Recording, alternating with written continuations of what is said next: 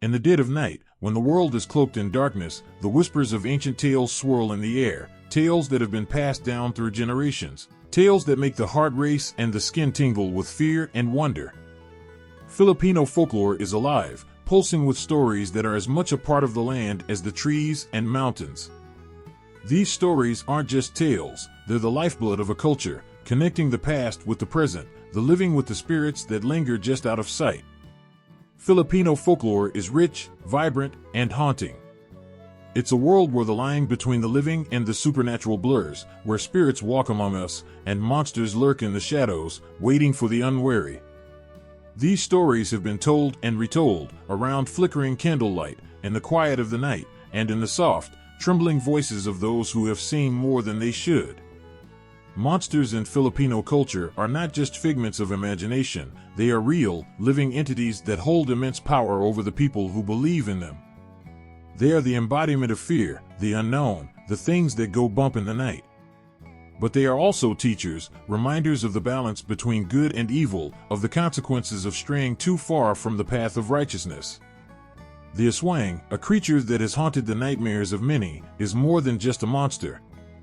It represents the fear of betrayal, the terror of the familiar turned deadly. It is said that the Aswang can be anyone, a friend, a neighbor, even a family member. By day, they are ordinary, blending in with society, but when night falls, they reveal their true form, a bloodthirsty predator that preys on the weak and vulnerable. The very thought sends chills down the spine. Imagine living in constant fear, never knowing if the person next to you might be an Aswang, waiting for the moment when you let your guard down. Then there's the Manananggal, a creature so terrifying that its very name is spoken in hushed tones. This monster can sever its upper body from its lower half, sprouting bat-like wings and flying off into the night to feast on the blood of the innocent. The image of a Manananggal, with its grotesque, disembodied torso hovering above the ground, is enough to make anyone shudder. But the fear it inspires is not just about its horrific appearance, it's about the vulnerability it represents. The Manananggal feeds on pregnant women and unborn children, attacking them in the dead of night when they are most defenseless. It preys on the fear of loss, of life snatched away before it even has a chance to begin. But Filipino folklore isn't just about monsters that terrorize. It's also about the spirits that protect, the beings that watch over the land and its people. The Diwata, for instance, are powerful spirits of nature, often seen as guardians of forests, mountains, and rivers. They can be benevolent, offering blessings and protection to those who honor them, but they can also be vengeful, punishing those who disrespect the natural world. The Diwata remind us of the delicate balance between humanity and nature, of the need to live in harmony with the earth that sustains us. The Kapre, a giant who lives in the oldest, tallest trees, is another creature that evokes both fear and respect. Unlike the bloodthirsty Aswang or the predatory Manananggal, the Kapre is a guardian of the forest. It smokes a large cigar, the glowing embers of which can be seen in the treetops at night. Those who encounter a Kapre often feel a deep sense of dread, but they also know that the Kapre only reveals itself to those who have trespassed or disrespected its domain. The Kapre is a reminder of the power of the natural world, of the ancient forces that exist beyond our understanding. Filipino monsters and spirits are deeply woven into the fabric of the culture, shaping the way people view the world around them. These beings are not just characters in stories, they are real, living entities that influence the way people live their lives. They dictate the way children are raised, the way houses are built, the way the land is treated. In many rural areas, people still believe in the power of these creatures, leaving offerings to appease them, taking precautions to avoid their wrath. The monsters of Filipino folklore are a reflection of the fears, hopes, and beliefs of the people. They are a way to explain the unexplainable, to give shape to the unknown. They are a means of understanding the world, of making sense of the dangers and mysteries that surround us. But they are also a way of passing down wisdom, of teaching important lessons about respect, humility, and the consequences of one's actions. In the quiet of the night, when the wind whispers through the trees and the shadows stretch long across the ground, the stories come alive. The monsters of Filipino folklore are there, lurking in the darkness, watching, waiting.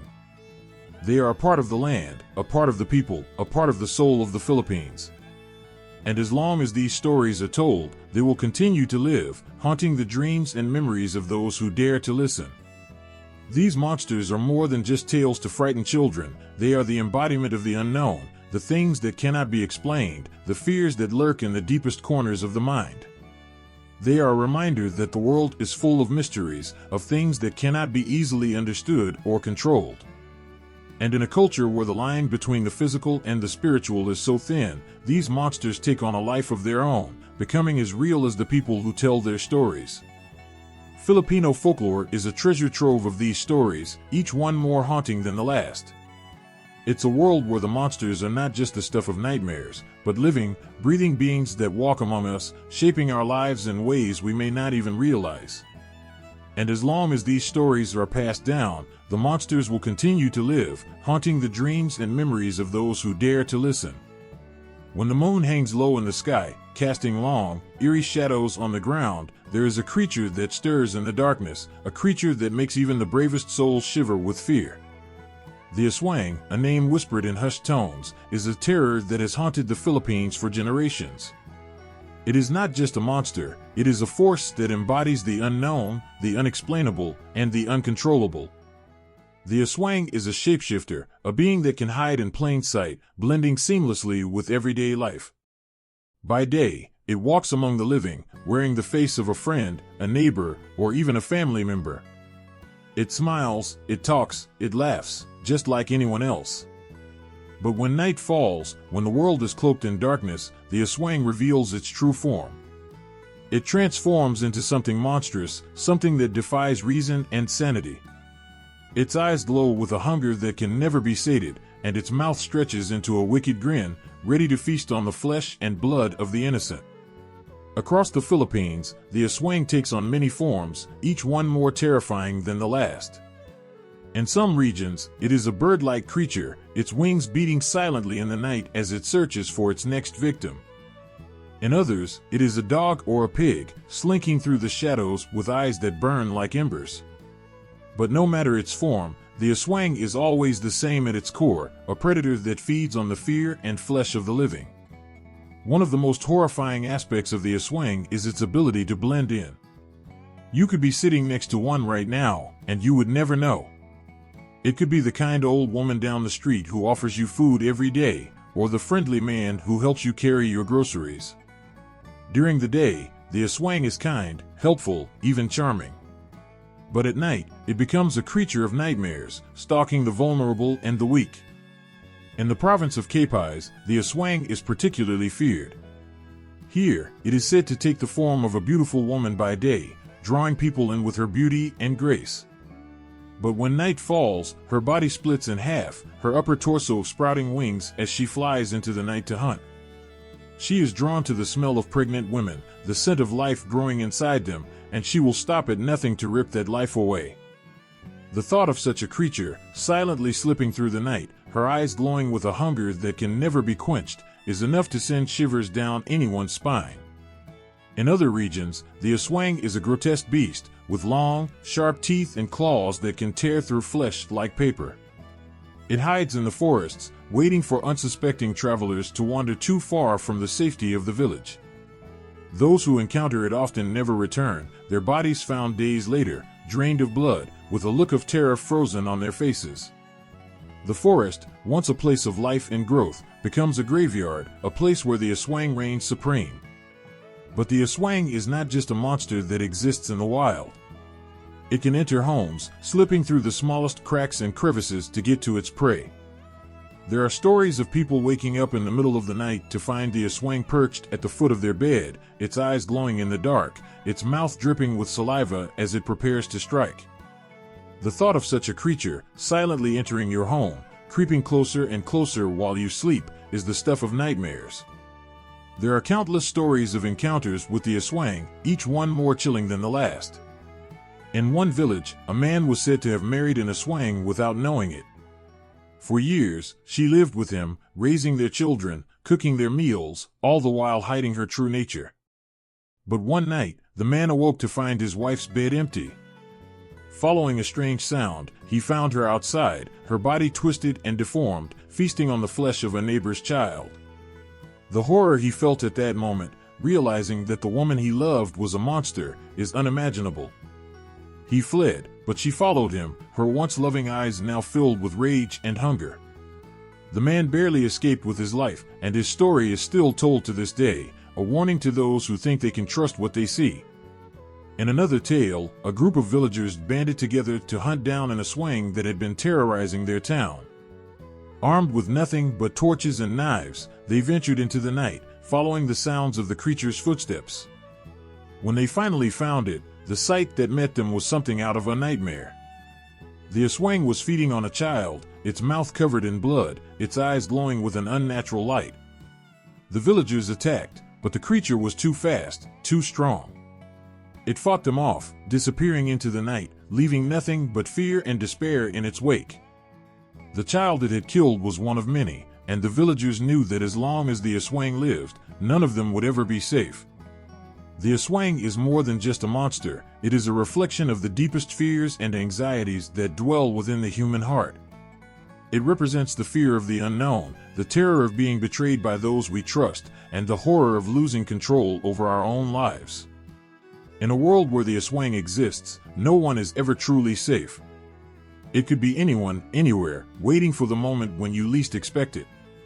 But for all its terror, the Aswang is also a reminder of the strength and resilience of those who face it. The stories of those who have encountered the Aswang, who have fought and survived, are a testament to the courage and determination of the human spirit. Even in the face of unspeakable horror, people find a way to fight back, to protect themselves and their loved ones. The Aswang is a creature that embodies the darkest corners of the human psyche, a monster that lives in the shadows, waiting to strike.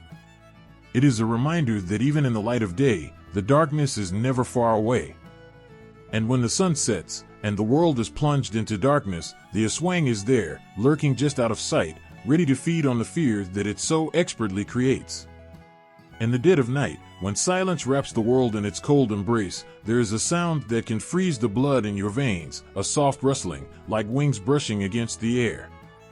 It's the only warning you'll get before the Manananggal strikes. This creature, feared across the Philippines, is a nightmare made flesh, a terror that feeds on the most vulnerable, leaving behind a trail of horror and despair. The Manananggal is a creature like no other. By day, it appears as an ordinary woman, someone you might pass on the street without a second glance. But when the sun sets, this woman undergoes a transformation that defies the boundaries of the human mind. With a sickening crack, her body splits in half at the waist, and her upper torso sprouts massive, leathery wings. Her eyes glow with a malevolent hunger, and her mouth, now lined with sharp, needle-like teeth, drips with anticipation. Leaving her lower half hidden in the darkness, the Manananggal takes to the skies, searching for her prey. The image of the Manananggal, her body hovering grotesquely in mid-air, her intestines dangling from her severed torso, is a sight that has haunted the dreams of many. But it's not just her appearance that terrifies, it's what she does. The Manananggal preys on the defenseless, the weak, and the unsuspecting. Her favorite victims are pregnant women, and with a long, snake-like tongue, she slithers into homes through cracks and crevices, seeking out the unborn child nestled safely in its mother's womb. With a horrifying precision, she drains the life from the unborn, leaving behind only death and sorrow. The Manananggal's ability to detach her body is a symbol of her terrifying power. It's as if she sheds her humanity along with her lower half, becoming something purely evil, something that exists only to destroy. And this is what makes her so feared. She is a monster that can appear from nowhere, strike in the dead of night, and disappear before the sun rises, leaving no trace but the broken bodies and shattered lives she leaves behind. The Manananggal's impact on Filipino beliefs is profound. She is more than just a monster, she is a reminder of the dangers that lurk in the darkness, the things that cannot be seen or understood. In many rural areas, people still believe that the Manananggal is real, that she could be living among them, waiting for the right moment to strike. This belief shapes the way people live their lives. Pregnant women sleep with knives under their pillows, homes are fortified against the night. and everyone knows to avoid the dark and lonely places where the Manananggal might be hiding. One of the most famous tales of the Manananggal is that of a young woman who lived alone in a small village. She was beautiful, kind, and always willing to help her neighbors. But as night fell, her beauty became a curse, for it hid the monster she truly was. For months, the villagers were plagued by strange deaths, pregnant women found dead in their beds, their bodies cold and lifeless, with no signs of struggle. The village was gripped with fear, and rumors began to spread that a Manananggal was among them. One night, a brave young man decided to find out the truth. He hid outside the young woman's home, waiting in the shadows, his heart pounding in his chest. As the moon rose high in the sky, he saw her step out of her house, her eyes glowing with an unnatural light. And then, with a sickening sound, she split in half, her wings unfurling as she took to the sky. The young man could hardly believe what he was seeing, but he knew he had to act.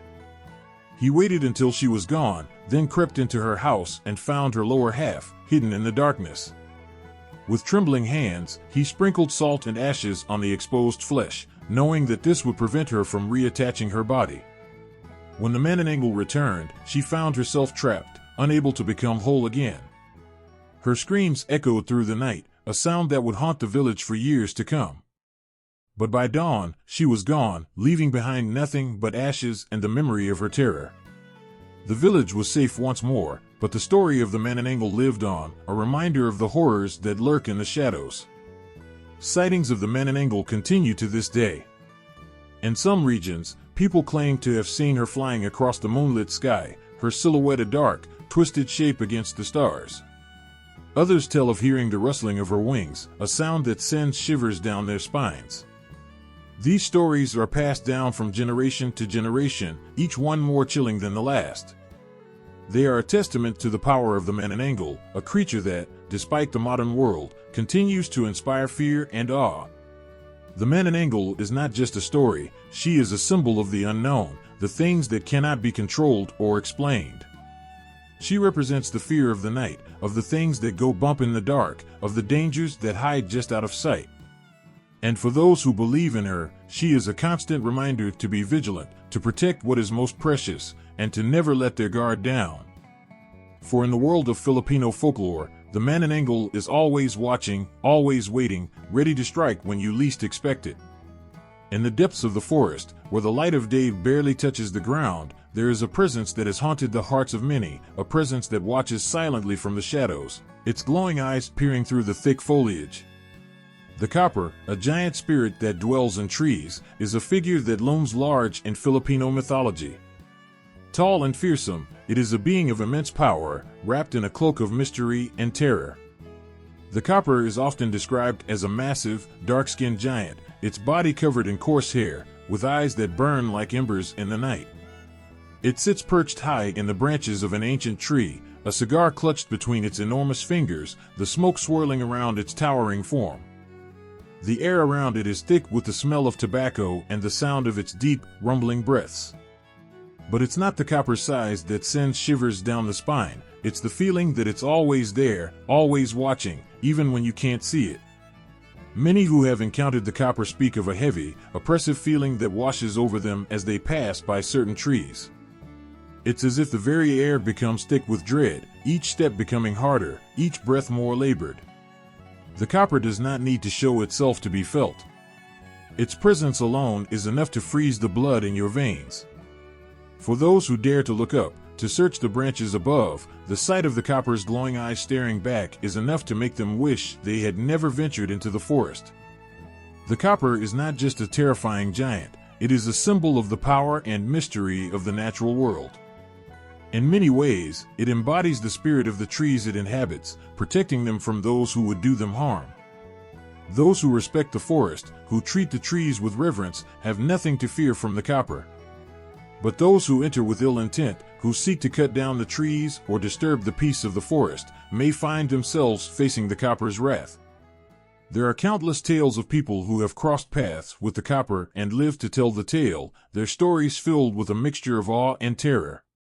In one such story, a group of loggers set out to cut down an ancient tree deep in the forest, a tree that the locals had long warned was the home of a Kapre. Ignoring the warnings, the men began their work, their axes biting into the tree's thick bark. But as the first blow landed, the air around them grew cold, and a deep growl echoed through the forest. The men looked up to see the Kapre sitting in the branches above, its glowing eyes locked onto them. Paralyzed with fear, they watched as the Kapre slowly descended from the tree, its massive form towering over them. The men fled, abandoning their tools in the tree, their hearts pounding in their chests. They never returned to the forest, and the tree was left standing, its protector still watching over it. In another tale, a young boy who had lost his way in the forest found himself under the protection of a Kapre. As night fell and the shadows grew long, the boy felt a presence near him, something big and powerful. But instead of feeling afraid, he felt a strange sense of calm. The Kapre, it seemed, had taken pity on the lost child and guided him back to the edge of the forest, where his worried parents were waiting. The boy never saw the Kapre, but he knew it had been there, watching over him, keeping him safe.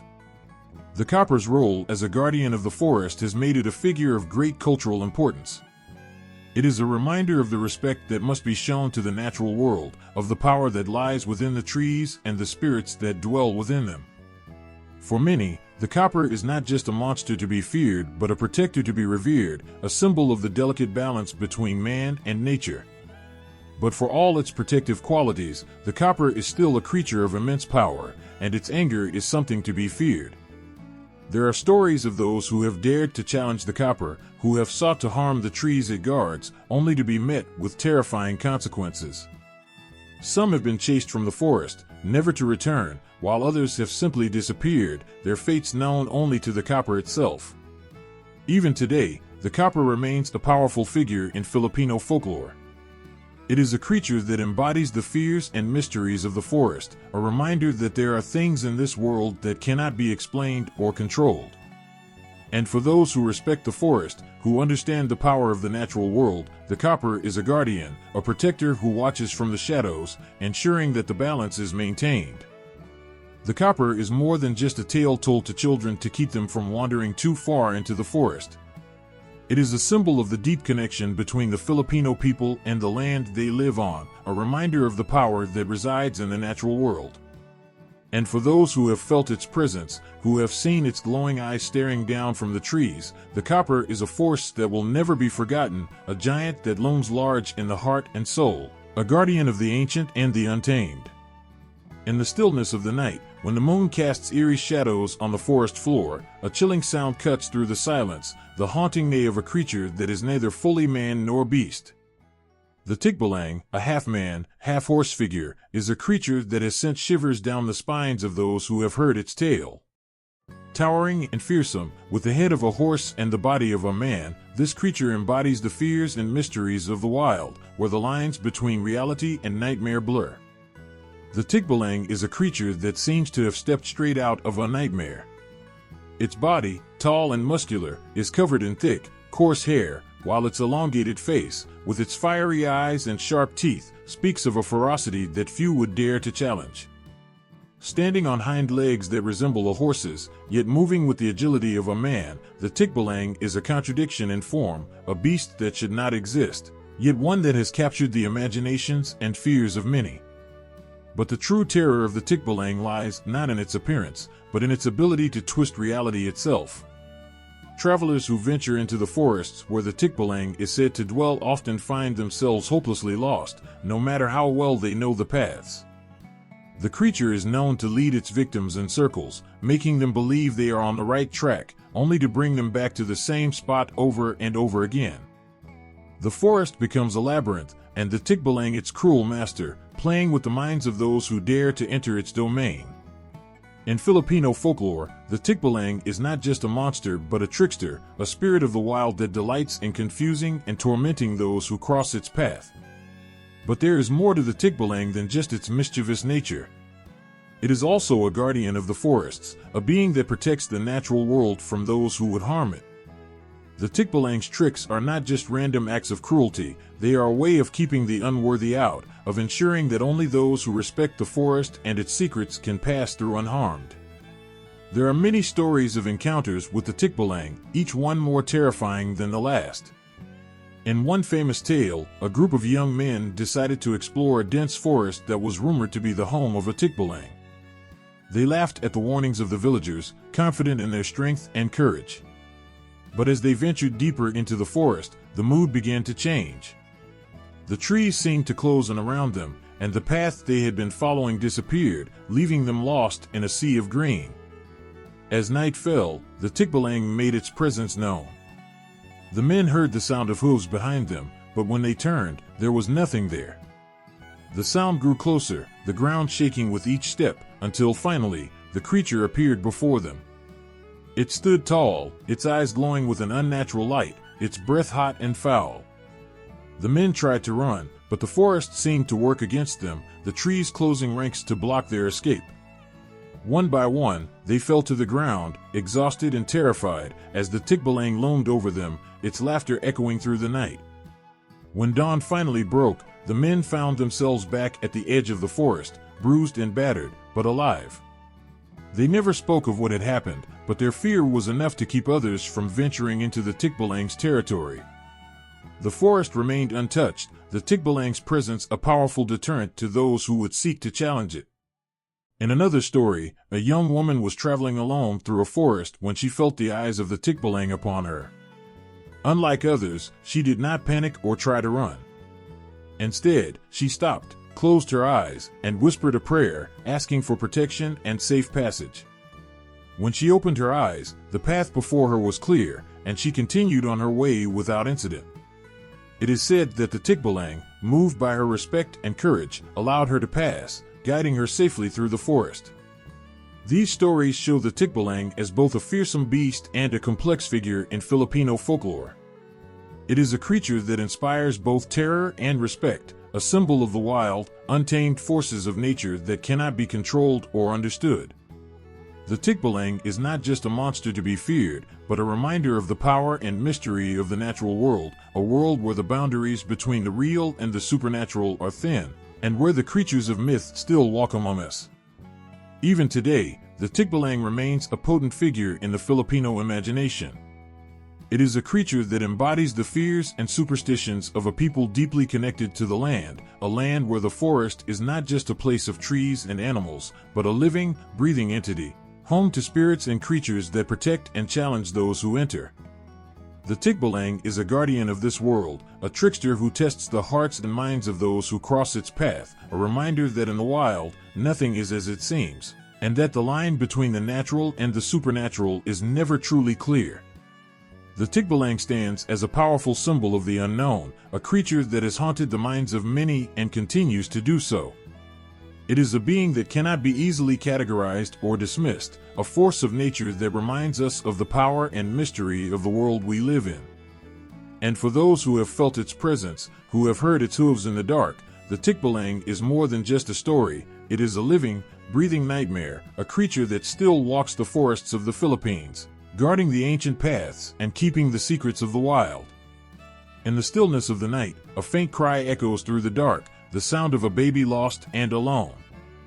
It's a cry that tugs at the heart, drawing even the most cautious toward its source. But what waits in the shadows is not an innocent child. It is a creature of unspeakable terror, a Tiyanak, a deceptive monster cloaked in the guise of a helpless infant. The Tiyanak is a creature born of tragedy, a being that once knew innocence but has now been twisted into something horrifying. It appears as a baby, its small, fragile body racked with sobs, its cries filled with desperation. But beneath this pitiful exterior lies a monster. The Tiyanak lures unsuspecting victims with its cries, preying on their compassion and instinct to protect. And when they draw close, when they reach out to comfort the child, the Tiyanak reveals its true form, a twisted, malevolent being with sharp claws and teeth, its eyes gleaming with malice. Legends say that the Tiyanak is the spirit of an aborted or abandoned child, one who never knew the warmth of a mother's embrace or the comfort of a home. Anger and sorrow have twisted these spirits into vengeful creatures, cursed to wander the earth, seeking revenge on the living. They are driven by a deep, unending hunger for the love they were denied in life, a hunger that can never be satisfied. The Tiyanak does not just take life, it seeks to fill the void in its own existence by consuming the very souls of those it deceives. The Tiyanak's origins are steeped in the darkest corners of folklore, a reminder of the grief and guilt that can haunt the living. It is said that in life, these children were unwanted, cast aside before they even had a chance to live. Their spirits, unable to find peace, return to the world of the living, their cries echoing with the pain of their lost lives. The Tiyanak is a reflection of the pain that lingers long after the deed is done, a pain that festers and grows into something monstrous. In many tales, the Tiyanak is not merely a killer but a creature that embodies the fear of lost innocence. It is a symbol of the consequences of actions taken in moments of desperation, a reminder that the past can never be fully escaped. The Tiyanak's cries are a siren call, luring people into its trap, feeding on their sympathy and their desire to make amends. But the Tiyanak is not interested in forgiveness, it seeks only to make others feel the pain it has endured, to spread its suffering like a plague.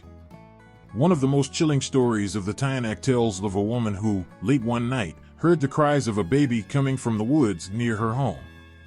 Ignoring the warnings of her elders, she ventured into the darkness, her heart aching at the thought of a child in need. The cries led her deeper into the forest, the trees closing in around her, the night growing colder with each step.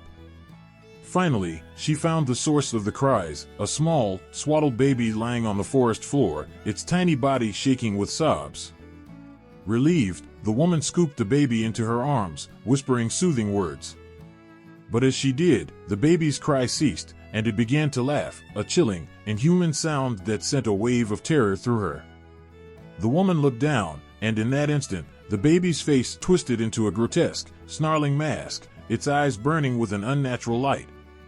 The Tiyanak's claws dug into her flesh, its laughter echoing through the forest as it fed on her fear and pain.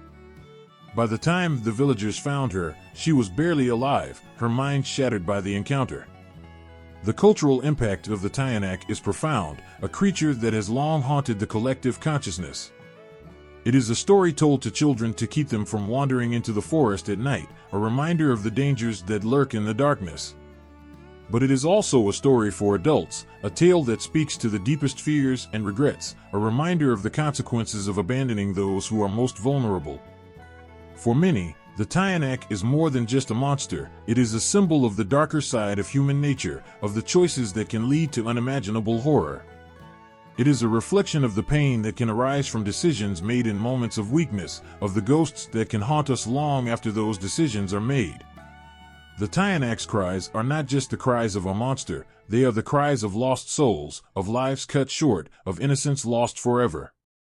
The Tiyanak remains one of the most terrifying figures in Filipino folklore, a creature that embodies both horror and tragedy. It is a reminder that not all monsters are born in the darkness, some are born from the choices we make, from the pain we inflict on others. And for those who hear its cries in the night, who feel the pull of its sorrow, the Tiyanak is a warning, a reminder that the past can never be truly buried, that the ghosts of our actions will always find a way to return. The Tiyanak, with its deceptive innocence and monstrous rage, stands as a testament to the power of folklore to express the deepest fears and sorrows of a culture. It is a creature that continues to haunt the minds of those who hear its tale, a reminder that the line between the living and the dead is thinner than we might like to believe. And for those who have encountered the Tiyanak, who have heard its cries and seen its true form, the memory is one that lingers, a shadow that follows them long after the night has passed. In the darkest hours of the night, when the moon is hidden and shadows stretched like fingers across the ground, there is a creature that slinks through the underbrush, its presence known only by the sudden chill that grips the air.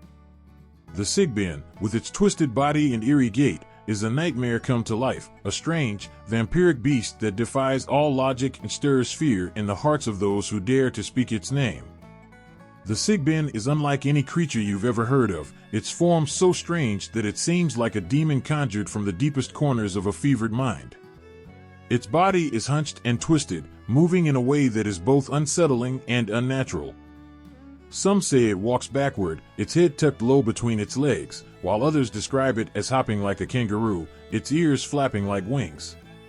Its face, hideous and contorted, is marked by glowing red eyes that pierce the darkness, and a mouth lined with sharp, needle-like teeth ready to tear into flesh. It is said that the sigbin's stench is overpowering, a foul mix of rot and decay that fills the air long before it reveals itself.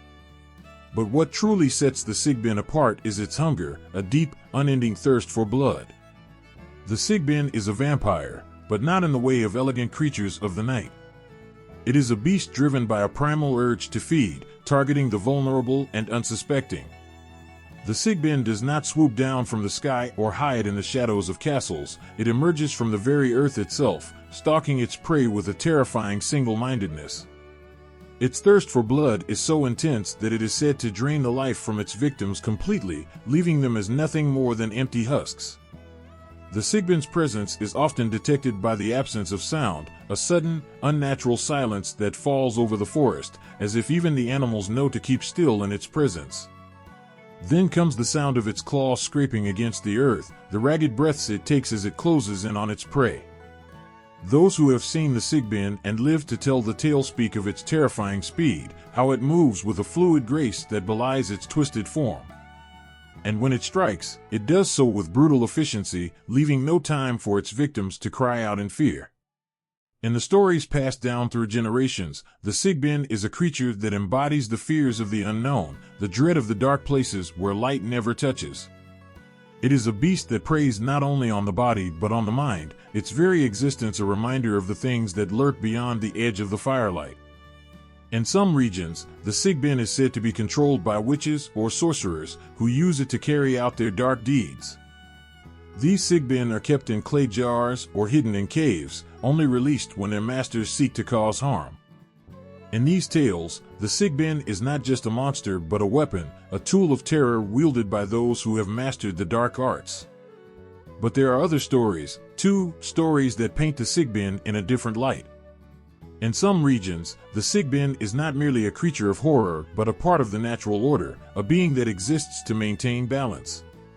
These tales suggest that the sigbin, while terrifying, plays a role in keeping the world in harmony, feeding on those who have strayed too far from the path of righteousness.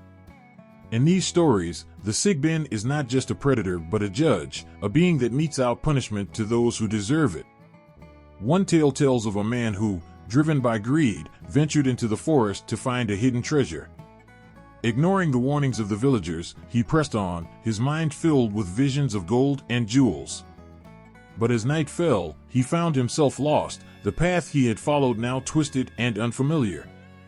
It was then that he heard the sound, the soft padding of feet, the rasp of breath in the darkness. The sigbin had found him.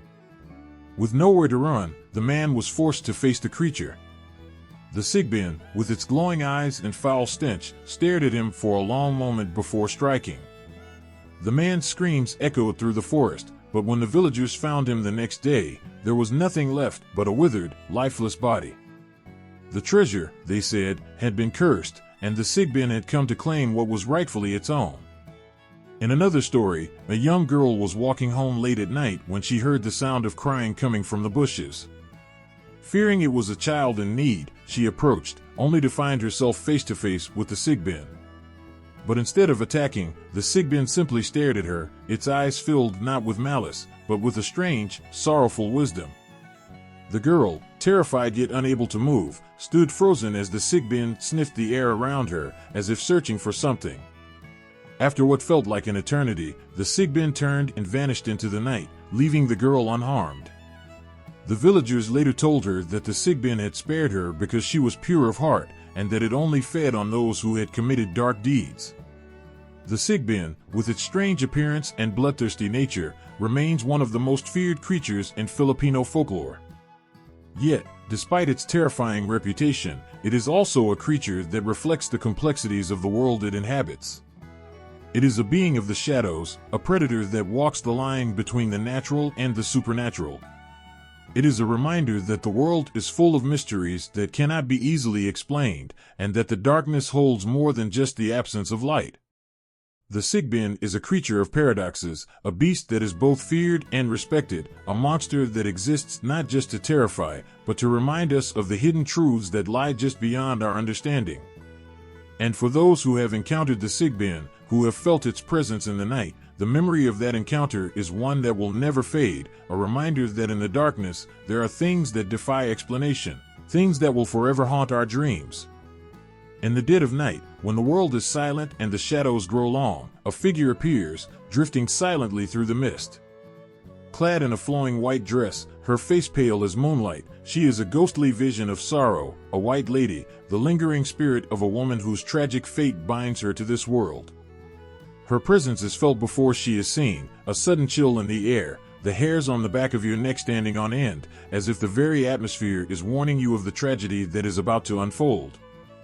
The White Lady is not just a ghost, she is the embodiment of heartbreak, of love lost too soon, of lives cut short by betrayal, violence, or despair. Her story is etched in the walls of the old mansions, whispered among the rustling leaves of ancient trees, and echoed in the silent corridors of forgotten roads. Wherever she appears, she brings with her the weight of her sorrow, a sorrow so deep that it transcends the boundaries of life and death. Commonly seen near places of great tragedy, such as old mansions, deserted roads, and bridges, the White Lady is often spotted at the stroke of midnight, when the veil between the living and the dead is at its thinnest. Her appearances are fleeting, a mere glimpse caught from the corner of your eye, but those who have seen her describe an overwhelming sense of sadness that lingers long after the vision has faded.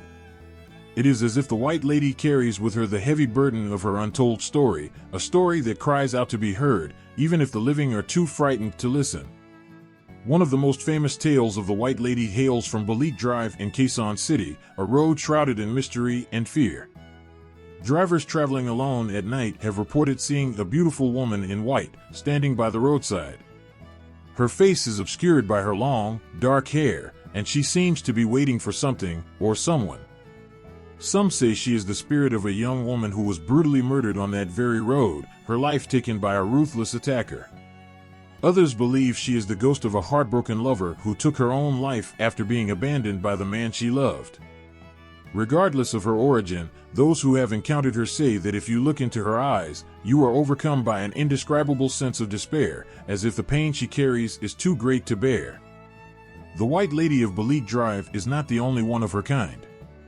Across the Philippines, there are countless stories of white ladies haunting different places, each with her own tragic tale.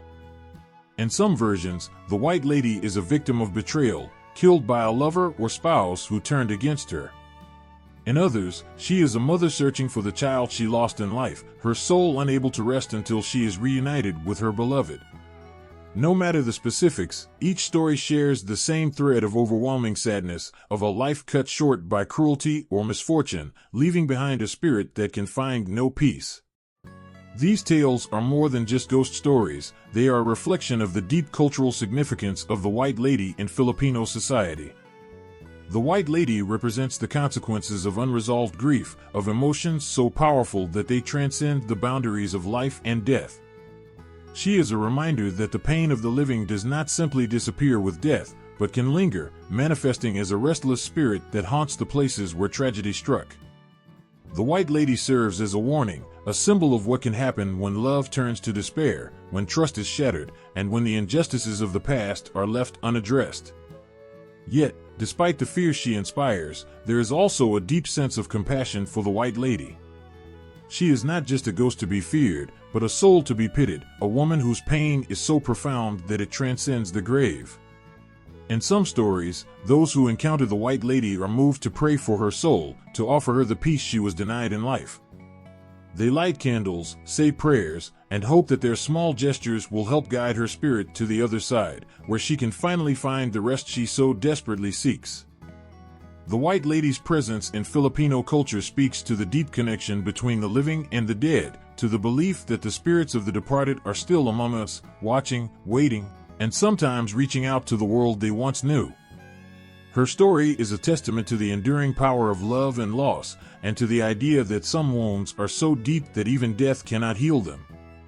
In a way, the White Lady is both a ghost and a symbol, a reminder that the past is never truly gone, and that the emotions we carry in life can follow us beyond the grave. For those who have seen her, the memory of that encounter is one that will never fade. The image of the White Lady, standing silently in her flowing dress, her face obscured by her hair, is a haunting one. It is an image that captures the imagination, that tugs at the heartstrings, and that leaves an indelible mark on the soul. It is a reminder that the world is full of mysteries, that the past is always with us, and that the line between the living and the dead is thinner than we might like to believe.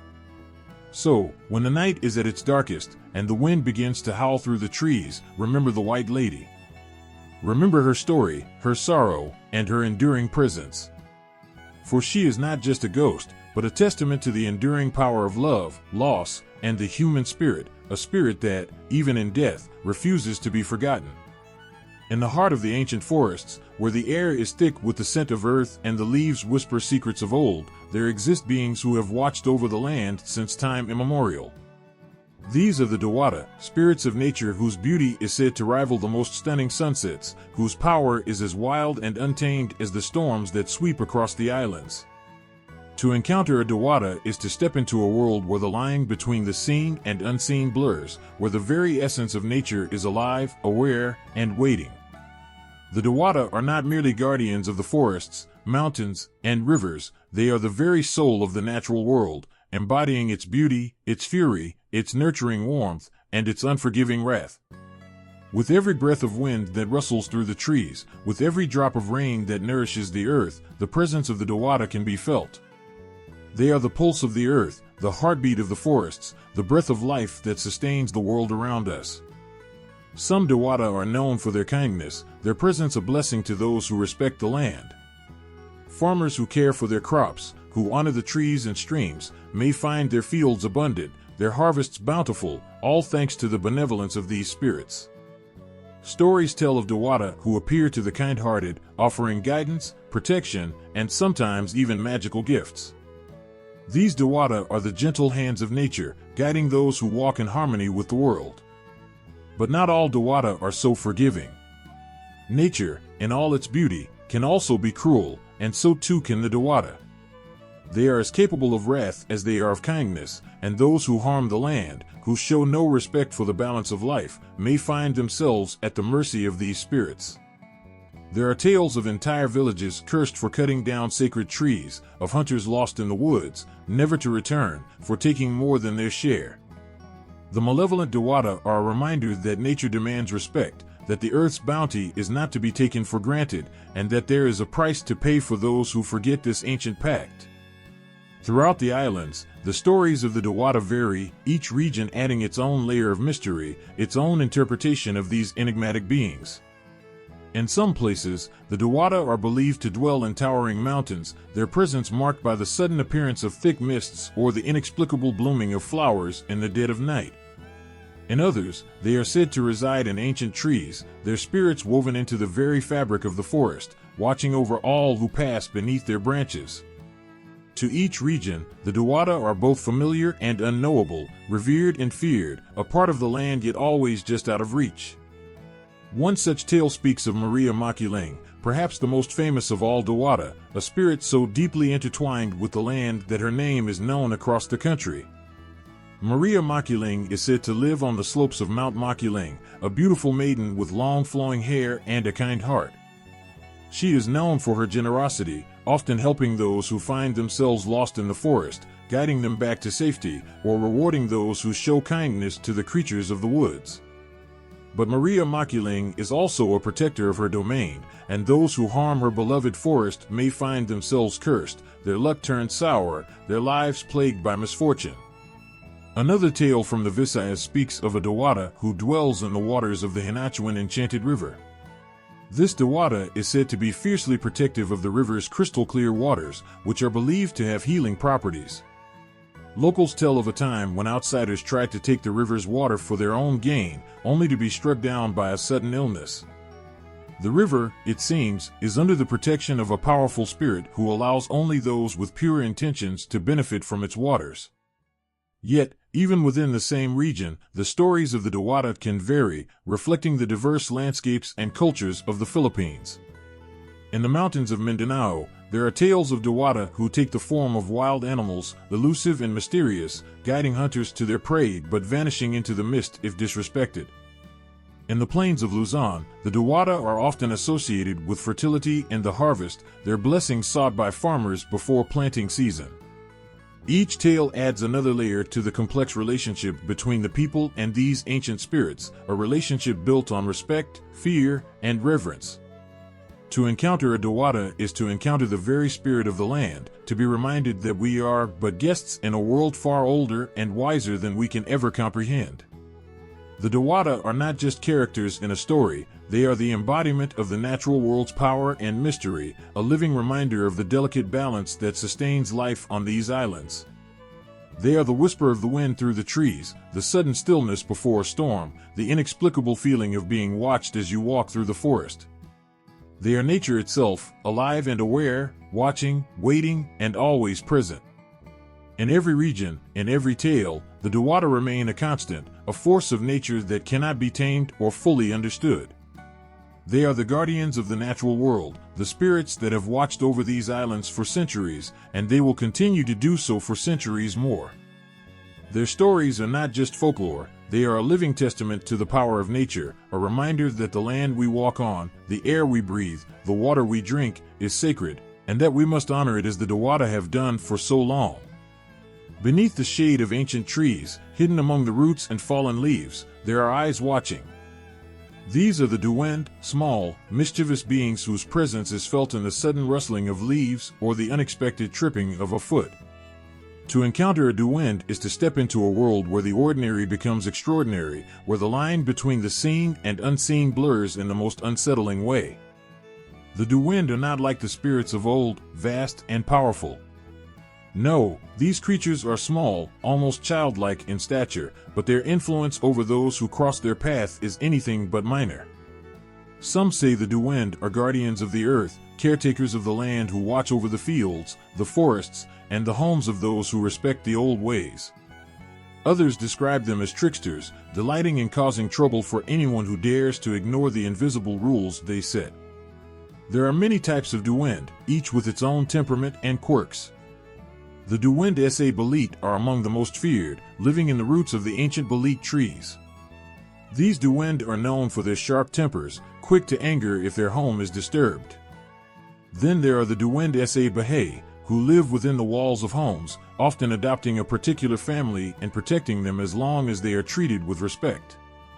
The Duwend sa Nuno, who live in anthills and mounds, are perhaps the most unpredictable, their mood dependent on how they are approached. A gentle greeting might bring good fortune, while a careless step could lead to a string of bad luck that haunts a person for years. Superstitions surrounding the Duwend are as old as the stories themselves.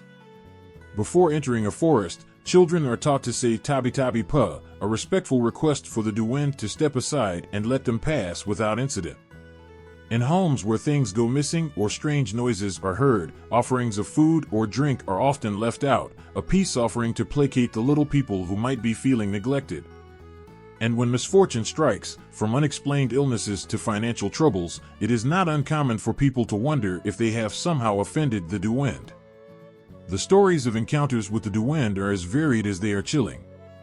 Some tell of kind-hearted Duwend who helped farmers by ensuring their crops were plentiful, their fields free of pests.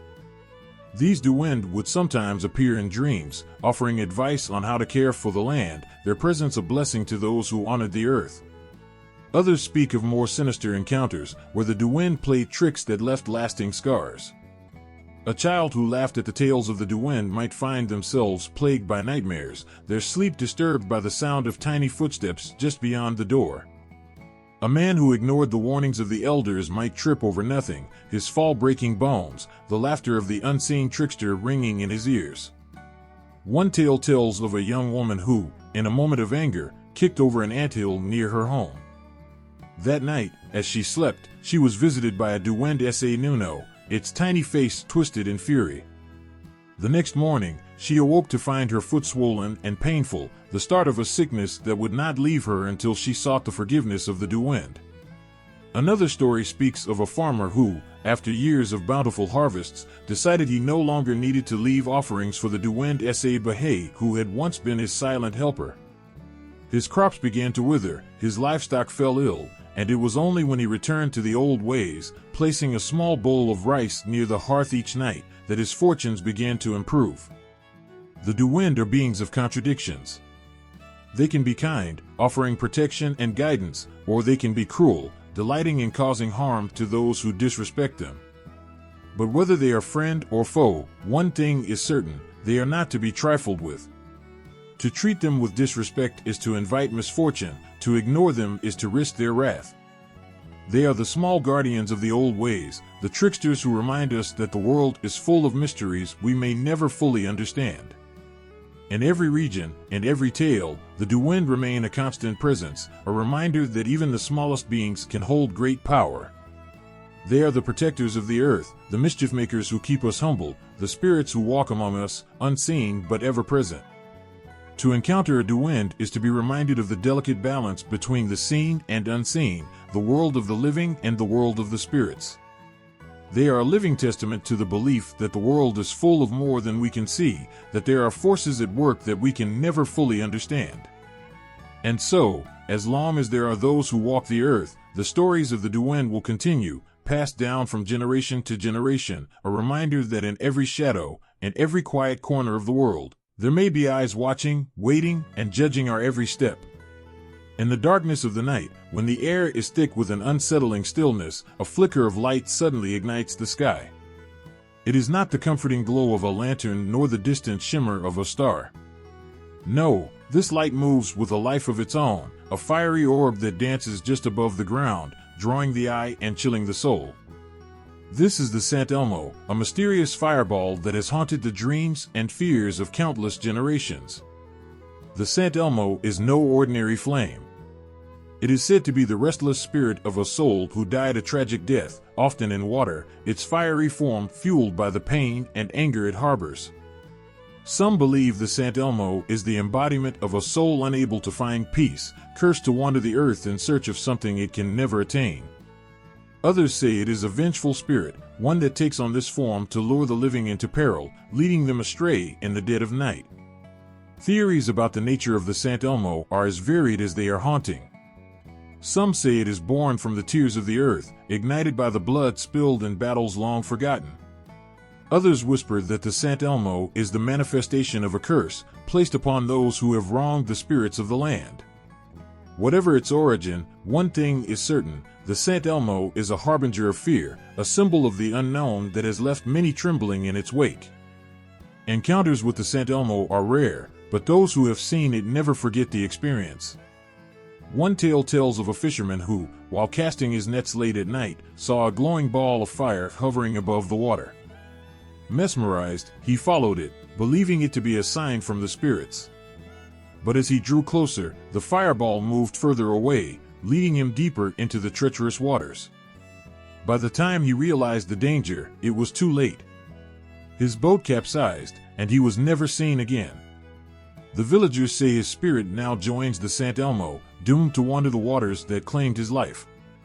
Another story speaks of a traveler who, while making his way through a dense forest, spotted a Sant Elmo floating just ahead of him. Curious but cautious, he tried to approach it, only to find himself lost in the labyrinth of trees. The fireball seemed to mock him, staying just out of reach, its light casting eerie shadows that twisted and turned in the darkness. When the morning sun finally rose, the traveler found himself miles away from the path he had been following, shaken and disoriented, but grateful to be alive. The Sant Elmo's cultural impact is profound, a symbol of both fear and fascination. In some regions, it is seen as a warning, a sign that the spirits are restless and that the living must tread carefully. In others, it is viewed with a mix of awe and terror, a reminder of the thin veil between the world of the living and the dead. For those who believe in the power of the Sant Elmo, it serves as a potent reminder that there are forces beyond our understanding, forces that can guide or destroy, depending on the whims of the night. The Sant Elmo is more than just a legend, it is a living part of the landscape, a fire that burns not just in the night but in the hearts of those who know its story. It is a beacon of the unknown, a light that draws the curious and the foolish alike, a flame that consumes as much as it illuminates. In the quiet of the night, when the world is asleep and the shadows stretch long and dark, the Sant Elmo roams, a fiery ghost that leaves no trace but the memory of its terrifying beauty. In the stillness of the night, when sleep wraps the world in its embrace, a presence lurks in the shadows, unseen but deeply felt.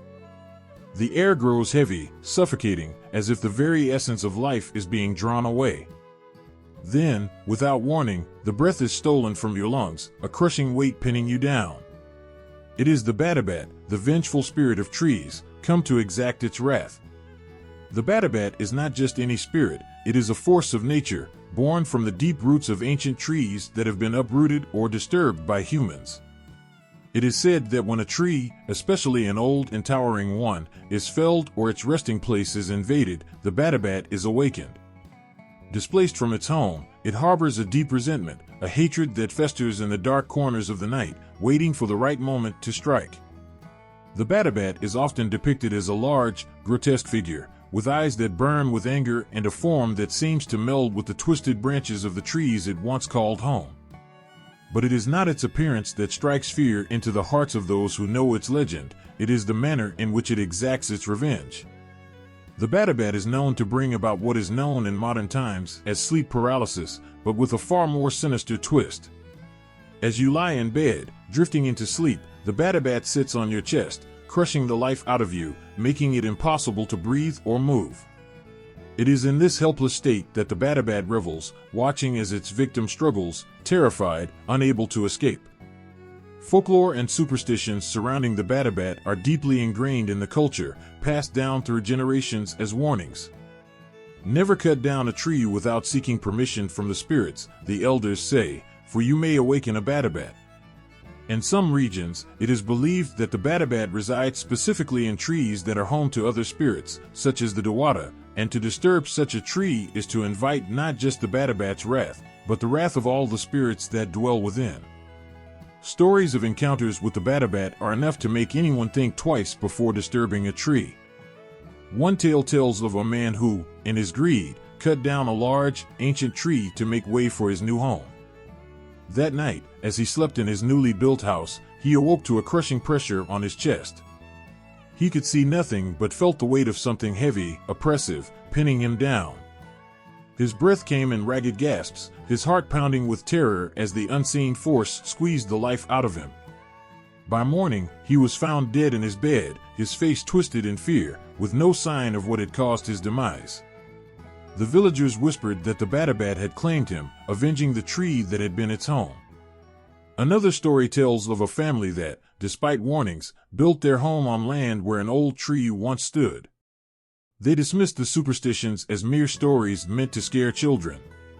But on the first night in their new home, the father awoke, unable to move, as a crushing weight bore down on him.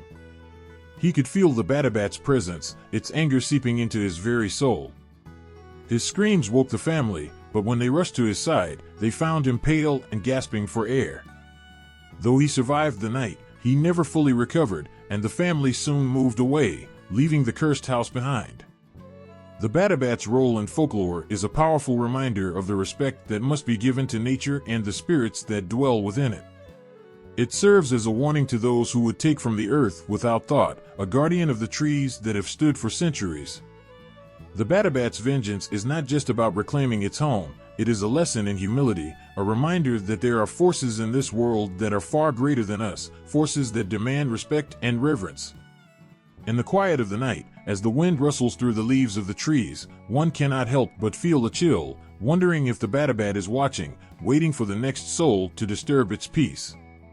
Its presence lingers in the air, a heavy, oppressive force that reminds us that the earth we walk on is not ours to command. The Batabat is a guardian of the ancient, a vengeful spirit that strikes fear into the hearts of those who dare to forget the power of the natural world. A loud, eerie laugh echoes through the dense forest, sending shivers down the spine of anyone who hears it. It's not the laugh of a human, but something much larger, more menacing. The sound carries with it a sense of dread, of something unnatural. Those who know the tales understand the meaning of that laugh. It belongs to the Bungisngis, the one-eyed giant who finds joy in terrifying the living. The Bungisngis is a creature of contradictions. Massive in size, towering over the trees with a body covered in thick, coarse hair, this giant could crush a human with a single step. But it's not just his size that instills fear. His single, large eye, glowing with a strange light, stares down at his prey, locking them in place with a mix of curiosity and malevolence. Yet, Despite this fearsome appearance, the Bungisngis is known for his laughter, a loud, uncontrollable, almost childlike giggle that fills the night air. It's this unsettling mix of terror and mirth that makes him one of the most feared and memorable creatures in Filipino folklore. Described as having the strength of 100 men, the Bungisngis is a force of nature, impossible to stop once he decides to pursue his prey. His large, tusk-like teeth jut out from his mouth, adding to his monstrous appearance, while his single eye is said to be able to see in the darkest of nights, making it nearly impossible to hide from him. Yet, despite his terrifying power, the Bungisngis has a weakness: his lack of intelligence. Often outwitted by humans, he is easily tricked, his simple mind unable to grasp the complexities of human cunning. Stories of the Bungisngis have been told for generations, each tale more chilling than the last. One popular story tells of a village that was tormented by the giant for years. Each night, his laughter would echo through the hills as he came down from the mountains, searching for food. The villagers lived in constant fear, knowing that any one of them could be his next victim. They tried everything to protect themselves, setting traps, hiding in caves, even offering sacrifices to appease the giant. But nothing worked. The Bungisngis was relentless, his hunger insatiable. In their desperation, the villagers turned to a clever young man known for his wit. He devised a plan to trick the Bungisngis into falling into a pit they had dug in the forest. Knowing the giant's love for laughter, the young man began telling jokes and making funny faces whenever the Bungisngis appeared. The giant, amused and distracted, would laugh so hard that he wouldn't notice the trap being set. Finally, one night, as the giant was doubled over in laughter, the young man lured him towards the pit. The Bungisngis, too caught up in his amusement, didn't see the hole in the ground and fell into it, unable to climb out due to his immense size. The villagers, free from his terror, celebrated their victory, but the story of the Bungisngis and his haunting laugh lived on, a warning to all who dared to venture into the forest alone. Another tale speaks of a traveler who, while walking through the woods, heard the unmistakable sound of the Bungisngis' laughter. Knowing the danger he was in, the traveler quickly hid behind a large boulder. As the giant approached, the traveler noticed that the Bungisngis was carrying a huge sack filled with stolen goods from nearby villages. Thinking quickly, the traveler decided to play on the giant's simplicity. He called out to the Bungisngis, pretending to be another giant, and challenged him to a contest of strength. The Bungisngis, always eager to prove himself, agreed. The traveler suggested they throw the sack of goods as far as they could. When it was the Bungisngis' turn, he threw the sack with all his might, but it didn't go very far. The traveler, being human, couldn't match the giant's strength, but he tricked the Bungisngis by pretending to throw an imaginary sack far into the distance. Believing that he had lost, the Bungisngis, ashamed and defeated, fled into the mountains, leaving the traveler with the stolen goods, which he returned to the villages. The Bungisngis may be a creature of nightmares, but his stories serve as a reminder of the power of wit and intelligence over brute strength. He embodies the fears of the unknown, the darkness that lurks just beyond the safety of the village, but also the hope that even the most terrifying creatures can be outsmarted.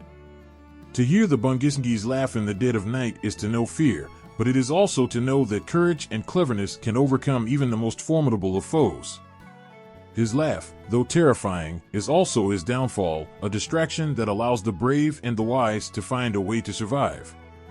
And so, the Bungisngis continues to roam the forests of the Philippines, his loud, eerie laugh echoing through the trees, a sound that sends a chill down the spine of all who hear it, but also a sound that reminds us that even the darkest tales can have a glimmer of hope.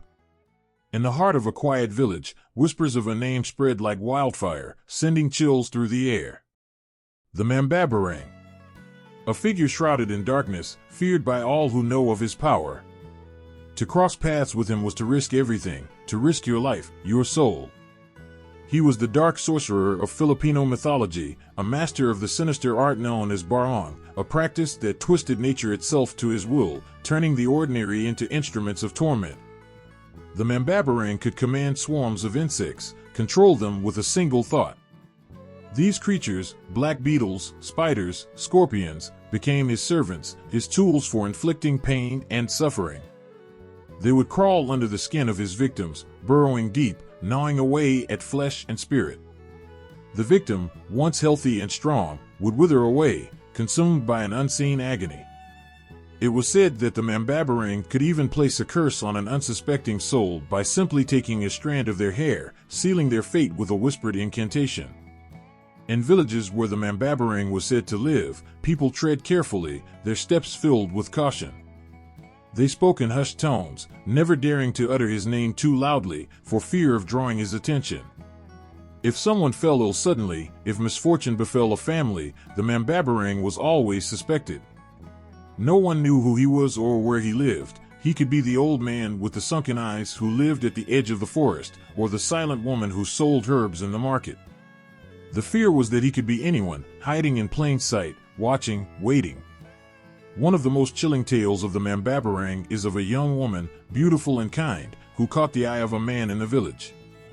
This man, infatuated, became obsessed when she did not return his affections.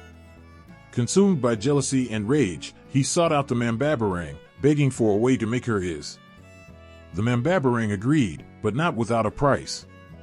The man, desperate, gave up a piece of his soul, unknowingly sealing his own doom. The Mambabarang went to work, gathering his dark ingredients, a few strands of the woman's hair, a dead beetle, and a drop of blood. He whispered his incantations, the air around him thick with malevolence. That night, the young woman was struck with an unbearable pain, as if something was tearing her apart from the inside. She fell into a fevered state, her body racked with convulsions. No healer could save her, no prayer could bring her peace. The man, seeing her suffering, was filled with guilt and horror. He realized too late that the price for his desire was not just her pain, but his eternal torment. As the woman's condition worsened, the village elders gathered, their faces grim. They knew only one way to end her suffering: confront the Mambabarang. But who would dare approach him? Who would risk his wrath? A brave man, known for his strength and courage, volunteered. Armed with nothing but his faith, he sought out the Mambabarang, following the trail of whispers and rumors to a secluded hut deep in the forest. When he arrived, the air was thick with the scent of decay, the ground littered with the bones of small animals. The Mambabarang emerged from the shadows, his eyes gleaming with dark power. The brave man pleaded for the woman's life, offering anything in return. The Mambabarang, amused, listened. He offered a choice: save the woman, but at the cost of the brave man's life. Without hesitation, the man agreed, sacrificing himself to end her suffering. The Mambabarang, bound by his own twisted code, lifted the curse, and the woman was freed from her torment. But the brave man was never seen again, his soul claimed by the dark sorcerer. In another story, a wealthy merchant, arrogant and cruel, made enemies wherever he went. He was known for cheating his workers, treating them with disdain. One day, a mysterious illness struck him. His body began to rot while he was still alive, his skin turning black and peeling off. Doctors were baffled, unable to find a cause. The merchant, in his desperation, turned to the elders, who knew at once that this was the work of the Mambabarang. The merchant, once so powerful, was now a shadow of his former self, reduced to begging for mercy. He sent his men to find the Mambabarang, offering riches and land in exchange for his life. But the Mambabarang was not moved by wealth. He appeared before the merchant, a figure of terror, and revealed that one of the merchant's own workers had sought him out, offering nothing but a broken heart and a promise of revenge. The Mambabarang had accepted, seeing in the merchant a man deserving of his fate. As the merchant lay dying, consumed by his own rot, he realized the emptiness of his life, the futility of his wealth. The Mambabarang, having exacted his retribution, disappeared into the shadows, leaving behind only fear and the memory of his dark power. The practice of Barong, with its roots in ancient rituals and dark magic, remains one of the most feared aspects of Filipino folklore. The Mambabarang, with his ability to control life and death, embodies the darkest fears of those who believe in him. His victims, chosen for their sins or simply for being in the wrong place at the wrong time, serve as warnings to others. They remind us that there are forces in the world beyond our understanding, forces that can be called upon by those who know the ways of darkness. The Mambabarang's power lies not just in his magic, but in the fear he inspires. His name is spoken in whispers, his presence felt in every shadow, every unexplained illness, every tragedy. He is a reminder of the darkness that lurks within human nature and the terrible price of giving in to that darkness. In the end, the Mambabarang is not just a figure of terror, but a symbol of the consequences of hatred, jealousy, and revenge. The air grows thick with dread as the stories of the Balbal seep into your bones. This creature, a ghoul that feeds on the dead, is not just a tale whispered in the dark, it's a nightmare that stalks the edges of reality. Imagine the stench of decay filling the air as the Balbal approaches its prey. It doesn't merely consume flesh, it desecrates the sanctity of death itself. With claws that can tear through the toughest skin and teeth that gnaw down to the bone, the Balbal is relentless in its hunger. No grave is safe from its touch. When night falls, it seeks out fresh corpses, stealing them from their final resting places, leaving behind a mockery of what once was, a bundle of banana leaves in place of the body, a cruel trick that hides the horror until the morning light. The stories of this creature are as old as the graves it haunts. In hushed tones, people speak of nights when the Balbal's presence was felt, when the very earth seemed to tremble as it clawed its way out of the shadows. Some say you can hear its ragged breathing as it draws near, the scent of rot heavy in the air. Others claim that once you see its red, glowing eyes, it's already too late. One tale tells of a young man, brave yet foolish, who dared to confront the Balbal after hearing that it had disturbed the grave of his beloved. Fueled by grief and rage, he waited in the graveyard, armed with nothing but a wooden stake. As the moon hung high, he heard it, the low growl, the rustling of leaves.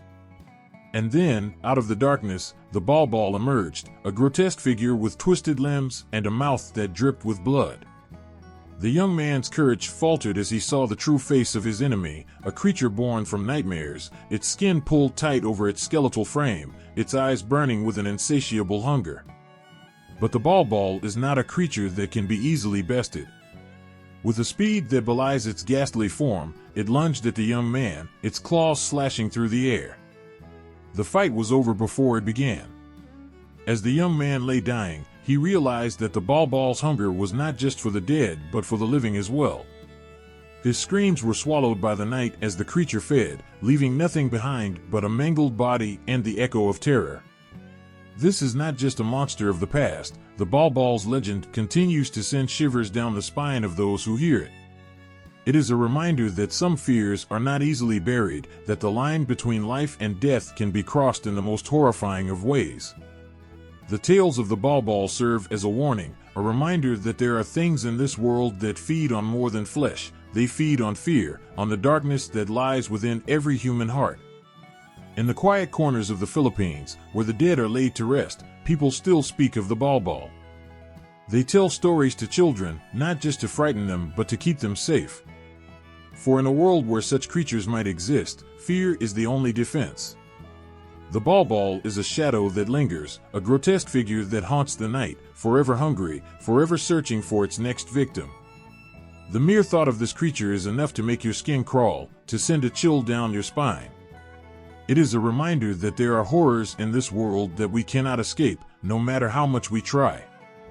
The Balbal is the embodiment of those fears, a ghoul that consumes not just the dead, but the living, feeding on our deepest, darkest nightmares. As the stories of the Balbal continue to be told, they keep alive a fear that transcends generations. It's a fear that grips the heart, that makes the blood run cold. The Balbal is more than just a monster, it is the darkness that lurks within us all, the fear of death and the unknown, given form and hunger.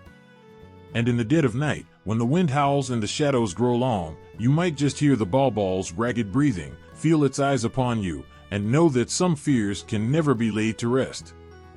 A chilling mist clings to the swampy waters, whispering tales of a monster that dwells beneath the murky surface. The Berberoka, a ghastly creature of Filipino folklore, is a water monster that thrives in the darkest corners of stagnant swamps and eerie marshlands.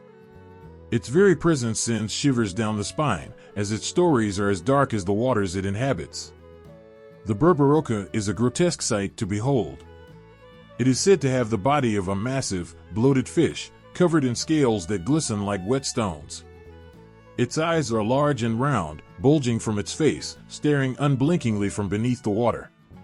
Some accounts describe its mouth as a gaping maw filled with rows of razor-sharp teeth, ready to snap shut on anything foolish enough to venture too close.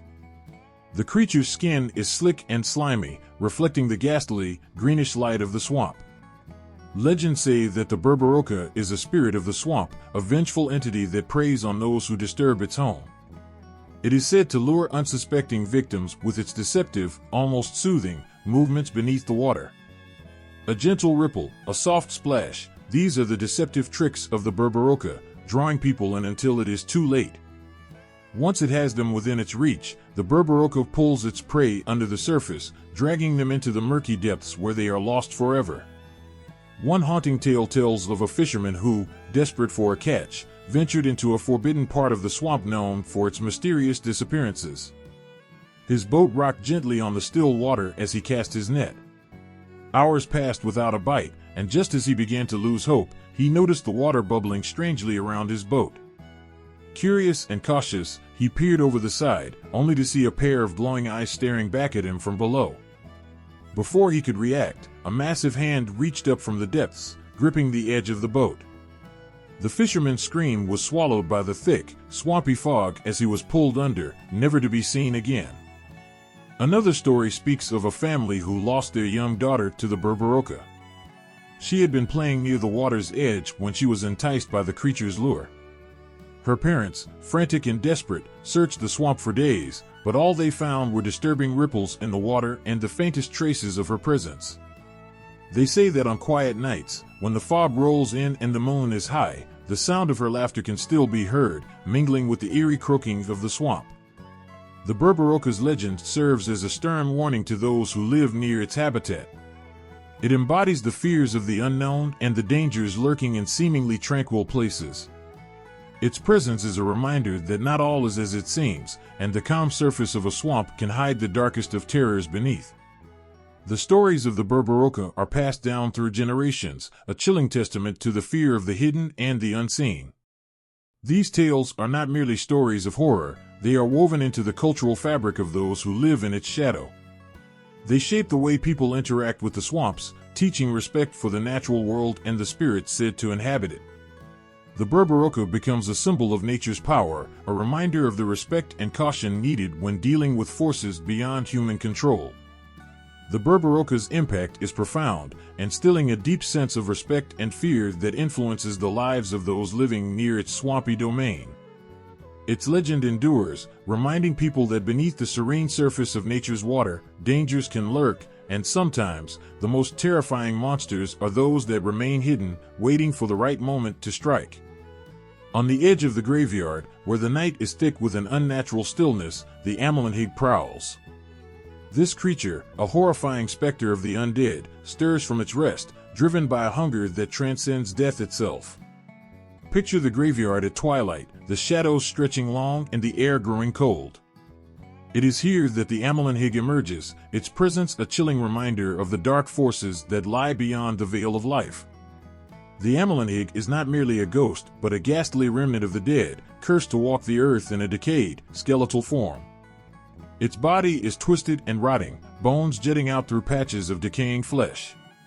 Its eyes, hollow and sunken, burn with a malevolent light that pierces through the darkness. Unlike other spirits, the Amelanhig does not drift aimlessly, it moves with purpose, driven by a deep and insatiable hunger for the living. Legends speak of its origins, claiming that the Amelanhig was once a person who met a violent or untimely death. Cursed by the circumstances of their end or by vengeful spirits, they are forced to return from the grave, seeking revenge or simply driven by an unending hunger. Some say that the Amelanhig rises from its grave at night, leaving behind a trail of terror and death. With every step, it brings with it the fear and decay of the grave. One chilling story tells of a small village terrorized by an Amelanhig that rose from a nearby burial ground. The villagers spoke of the creature's guttural moans, a sound that resonated through the night and filled their dreams with dread. It was said that the Amelanhig's hunger drove it to attack livestock and, worse, to prey upon the living. It was believed that if it touched you, it would drain your life force, leaving you a hollow shell. The most terrifying tale involves a young woman who dared to investigate the strange occurrences in her village.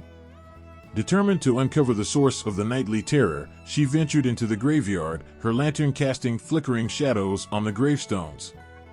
As she walked deeper into the cemetery, the air grew colder, and a sense of dread gripped her heart. Suddenly, she saw it, an emaciated figure rising from the ground, its eyes glowing with a ghastly light. The Amelanhig lunged at her, and she felt its cold, bony fingers close around her wrist. The terror in her eyes was a silent scream as she felt the life draining from her. The legend of the Amelanhig has deep roots in Filipino superstition and cultural practices. It is believed that to protect oneself from this horrifying creature, one must perform certain rituals and offer prayers to keep it at bay. Some communities scatter garlic or lay iron objects around their homes, believing that these items can ward off the undead. Others tell tales of how the Amelanhig can only be repelled by burning certain herbs or by performing sacred rites. The Amelanhig story is more than just a haunting tale, it is a reflection of deeper fears and cultural beliefs. It represents the fear of the unknown that lurks beyond death, a terror that grips the living with the knowledge that death is not always the end. Its story serves as a grim reminder of the consequences of angering the spirits of the dead or failing to honor the dead properly. As the night falls and the shadows lengthen, the tale of the Amelanhig is passed from one generation to the next, a chilling warning of the horrors that lie just beyond the edge of the grave. It is a story that haunts the living, keeping them awake at night and ensuring that the fear of the undead remains ever present. The Amelanhig is a monster born from death and decay, a creature that moves with a relentless hunger and a chilling purpose, forever trapped between the worlds of the living and the dead. In the dimly lit corners of Filipino folklore, where shadows loom and whispers carry secrets, there exists a figure of hope and healing, the tambal. Unlike the sinister forces that haunt the night, the tambal is a beacon of light, a counter to the dark sorcery that threatens to consume the land. This healer, often revered and sometimes feared, wields ancient knowledge to combat curses and dark magic, standing as a guardian between the realms of light and darkness.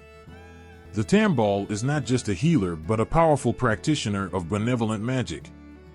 They are known for their deep connection to the spiritual world and their ability to harness natural forces to mend what has been broken. With a mix of rituals, prayers, and herbal remedies, the tambal wields the power to undo the harm inflicted by malevolent forces. Their role is crucial in a world where curses and spells can bring untold suffering, providing a lifeline to those who find themselves ensnared by dark magic. One haunting tale involves a village stricken by a mysterious illness. The villagers, desperate, turn to a tambal renowned for their skills. The disease, believed to be a curse, left the villagers weak and bedridden, their spirits dampened by the encroaching darkness. The tambal arrived under the cover of night, armed with a bundle of herbs and ancient incantations. As they worked, their hands moved deftly, performing rituals to cleanse the area and soothe the afflicted. With each spell cast and herb applied, the air grew lighter, and the sickness began to recede. The villagers watched in awe as their loved ones slowly recovered, the dark curse lifting like a fog at dawn. Another story tells of a tambal who faced a dark sorcerer intent on spreading fear and chaos. The sorcerer, skilled in dark magic, had cast a curse on the land, turning fields barren and causing discord among the people. The tambal, known for their bravery and skill, challenged the sorcerer in a battle of magic and will. The confrontation was fierce, with dark spells clashing against healing incantations. As the two forces battled, the tambal's prayers and rituals formed a protective barrier against the sorcerer's malevolence. Finally, with a powerful spell and a surge of spiritual energy, the tambal managed to dispel the curse, restoring peace to the land and driving the sorcerer away. The tambal's role in counteracting curses is a testament to their strength and dedication. They are the protectors who stand against the darkness, using their knowledge and power to heal and restore. Their work often involves not just physical remedies but spiritual cleansing, requiring a deep understanding of both the natural and supernatural worlds. Their presence is a reminder of the balance between light and dark, and their ability to turn the tide in favor of good is a source of hope and inspiration. In the stories passed down through generations, the Tambal is depicted as a figure of great respect and admiration. They are often seen as the last line of defense against the forces of darkness, embodying the strength and resilience needed to combat the evil that lurks in the shadows. Their battles are not just against curses, but against the very essence of malevolence that seeks to disrupt the harmony of the world. The Tambal's legacy is one of courage and compassion, standing firm in the face of dark magic and offering solace to those in need. Their role in Filipino folklore highlights the power of good to overcome evil and the enduring hope that light can prevail over darkness. Each story of the Tambal is a testament to their unwavering commitment to healing and protection, a reminder that even in the darkest times, there are those who will stand against the night and bring light back to the world. A chilling breeze whispers through the night as the Puget, the headless ghost, emerges from the darkness. This spectral figure, haunting and unsettling, roams the land with its decapitated body swaying eerily in the moonlight. Imagine a figure draped in tattered garments, its neck gaping open where its head should be, stumbling through the shadows. Its presence is a haunting reminder of the violence and injustice that can tether a spirit to the mortal world. The Puget's legend is a grim tale told across various regions, each adding its own twist to the haunting story. In some places, the Puget is said to be the ghost of someone who met a gruesome death, often through decapitation or severe violence. This headless spirit is believed to seek vengeance or to complete some unfinished business.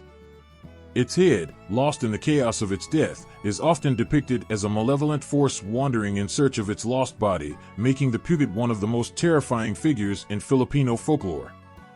One of the most haunting stories involves a young woman who was traveling home late at night. As she walked through a dense, shadowy forest, a strange figure appeared ahead of her, an indistinct shape with a gaping neck where its head should be. Terrified, she froze as the Puget approached, its empty gaze fixed on her.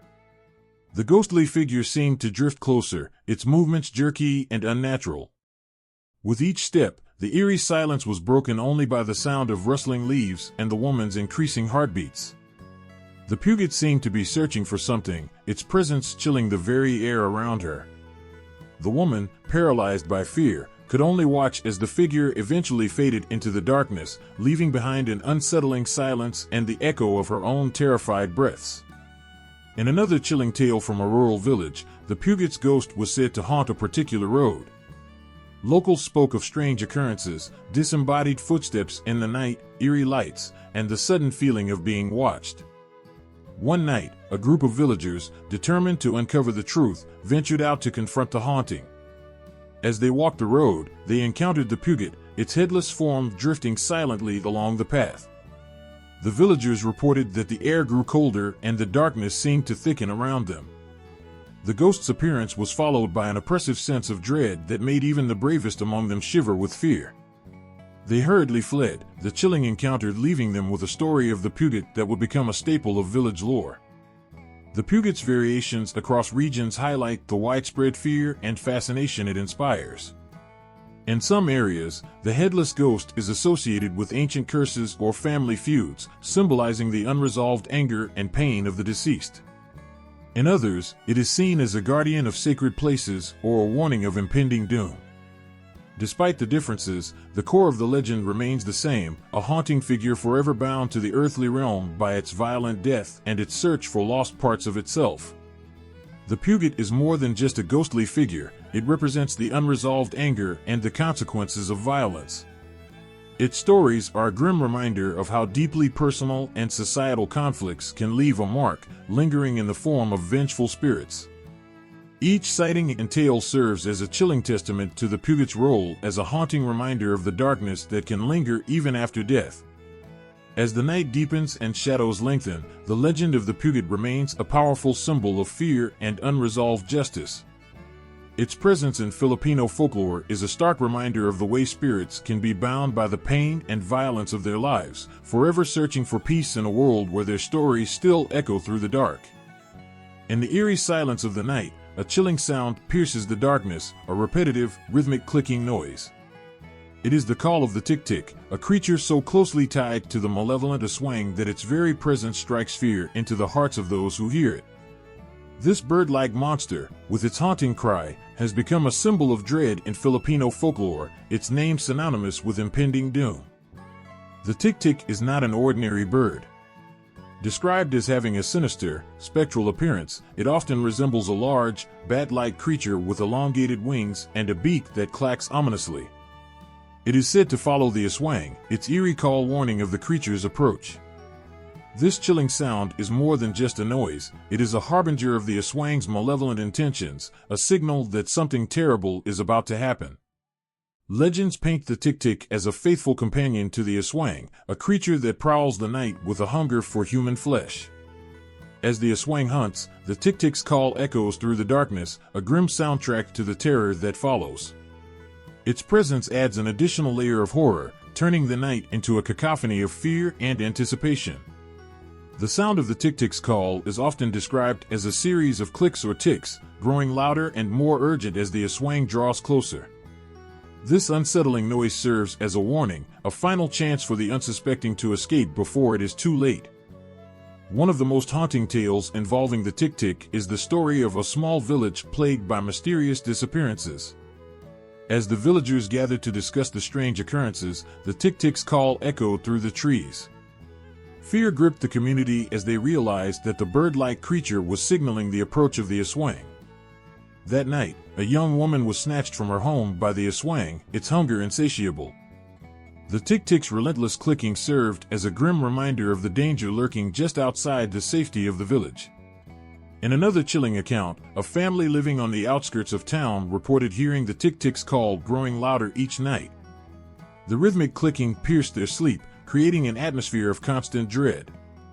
One fateful evening, the family's youngest child disappeared, leaving behind only the echo of the tik-tik's haunting call. The family was left in anguish, their home forever tainted by the knowledge that the bird-like monster had been a precursor to their child's tragic fate. The tik-tik's folklore is rich with variations. In some stories, it is said to be a spirit of the forest, bound to the Aswang by a dark pact. In others, it is an omen of misfortune, its call a sign that something terrible is about to befall those who hear it. Despite these variations, the tik-tik's role remains consistent. It is a chilling, unrelenting force that amplifies the fear of the Aswang, turning each encounter into a nightmarish ordeal. The impact of the tik-tik on Filipino culture is profound. Its call has become a symbol of impending danger, its association with the Aswang adding to the terror of the night. The sound of the tik-tik's clicking is a reminder of the darkness that lurks just beyond the safety of light, a grim herald of the Aswang's presence. Stories of the tik-tik continue to be told, each account adding to the lore of this fearsome creature and its role in Filipino mythology. As the night falls and the shadows grow long, the tik-tik's call serves as a chilling reminder of the dangers that lurk in the darkness. Its presence, coupled with the fearsome Aswang, transforms the night into a landscape of terror and anticipation. The tik-tik's rhythmic clicking is a haunting echo of the dark and malevolent forces that haunt the corners of Filipino folklore, a sound that turns every night into a battleground between fear and survival. A shadow looms over the land, a giant figure whose mere presence casts an eerie chill. The Giganti, towering over everything in its path, embodies the raw power and fear that has haunted Filipino folklore for generations. These giant beings, often described as massive and menacing, are more than just myth, they are symbols of nature's untamed force and the human struggle against it. Legends paint the Giganti as colossal, almost monstrous figures. They are described as towering over trees and mountains, with eyes that glint like burning embers and voices that shake the earth. Their sheer size and strength make them formidable, and their presence often brings a sense of dread and awe. People tell stories of these giants disrupting villages, their heavy footsteps echoing through the night as they uproot trees and destroy homes with a single swipe of their enormous hands. One of the most chilling stories of the Giganti involves a small village nestled in a remote valley. The villagers spoke of a towering figure that would appear in the dead of night, its massive form silhouetted against the moonlight. This Giganti, driven by a mysterious anger, would tear through the village, leaving destruction in its wake. The villagers, terrified and desperate, would flee to the mountains, hoping to escape the giant's wrath. The stories of these encounters were passed down through generations, each tale growing darker and more menacing. The Higante became a symbol of nature's uncontrollable power, a reminder of the fragility of human life against forces beyond comprehension. In another haunting tale, a group of travelers ventured into the forest, only to encounter a Higante in its natural habitat. The giant, with its massive frame and glowing eyes, watched them silently from the shadows.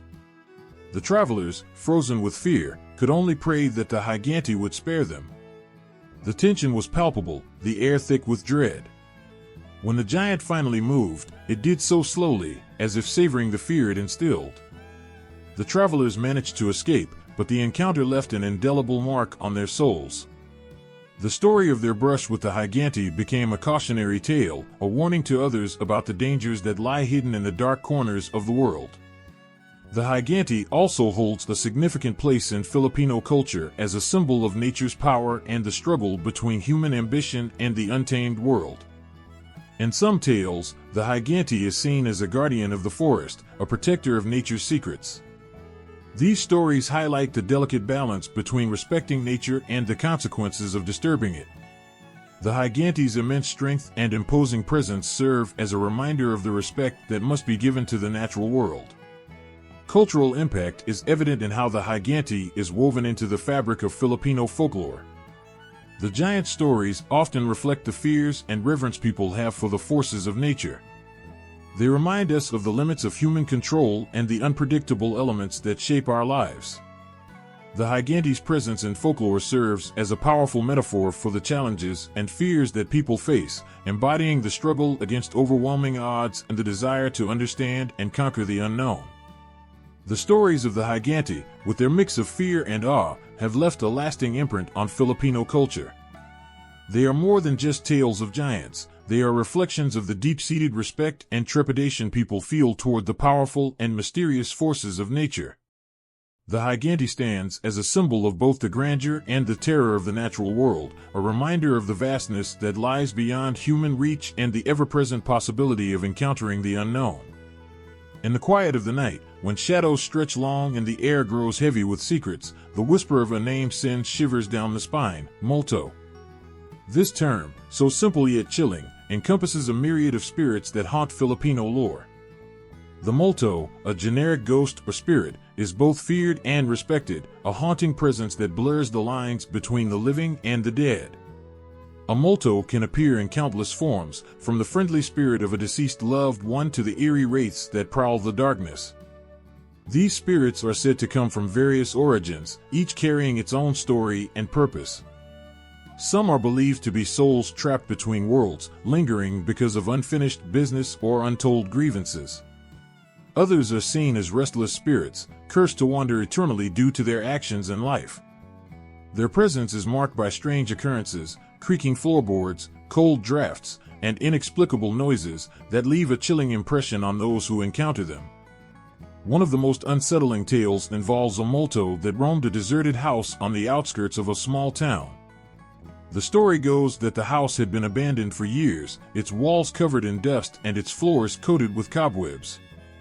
Despite its derelict state, locals spoke of a ghostly figure that could be seen at night, pacing the empty rooms with a mournful air. Those who dared to venture close spoke of a cold, oppressive presence that would make their hair stand on end. The tale of this multo became a local legend, a chilling reminder of the spirits that might dwell in forgotten places. In another story, a young woman was haunted by the spirit of her deceased grandfather. This multo appeared to her in dreams, always with a somber expression and a message that left her feeling uneasy. The grandfather's spirit seemed to be trying to communicate something important, but the exact message remained elusive. The woman, troubled by these nightly visits, sought help from a local healer, who performed rituals to appease the restless spirit. The experience left her deeply shaken, a haunting reminder of the invisible threads that connect the living and the dead. Multos are not merely specters of fear, they are deeply intertwined with cultural practices and beliefs. In Filipino culture, rituals to appease these spirits are common, reflecting the respect and caution with which people approach the supernatural. Offerings of food and incense are often made, and prayers are recited to calm the spirits and seek their favor. These practices are rooted in the belief that maintaining harmony with the spirit world is crucial for personal safety and peace of mind. The multo, with its various forms and stories, serves as a powerful symbol in Filipino folklore. It represents the unknown and the mysteries that lie beyond death. The fear and reverence surrounding these spirits reflect a broader cultural understanding of life, death, and the connections that bind them. As stories of the multo circulate, they weave together a tapestry of eerie encounters and supernatural warnings, keeping alive the ancient belief in the unseen forces that walk alongside us. The ghostly presence of the multo evokes a visceral reaction, tapping into the deep-seated fear of the unknown. Whether it's the phantom of a lost loved one or a malevolent spirit seeking retribution, the multo embodies the anxieties and mysteries that lie just beyond our understanding. The stories and cultural practices surrounding these spirits reveal a profound respect for the boundaries between the living and the dead, reminding us of the ever-present possibility of encountering the otherworldly.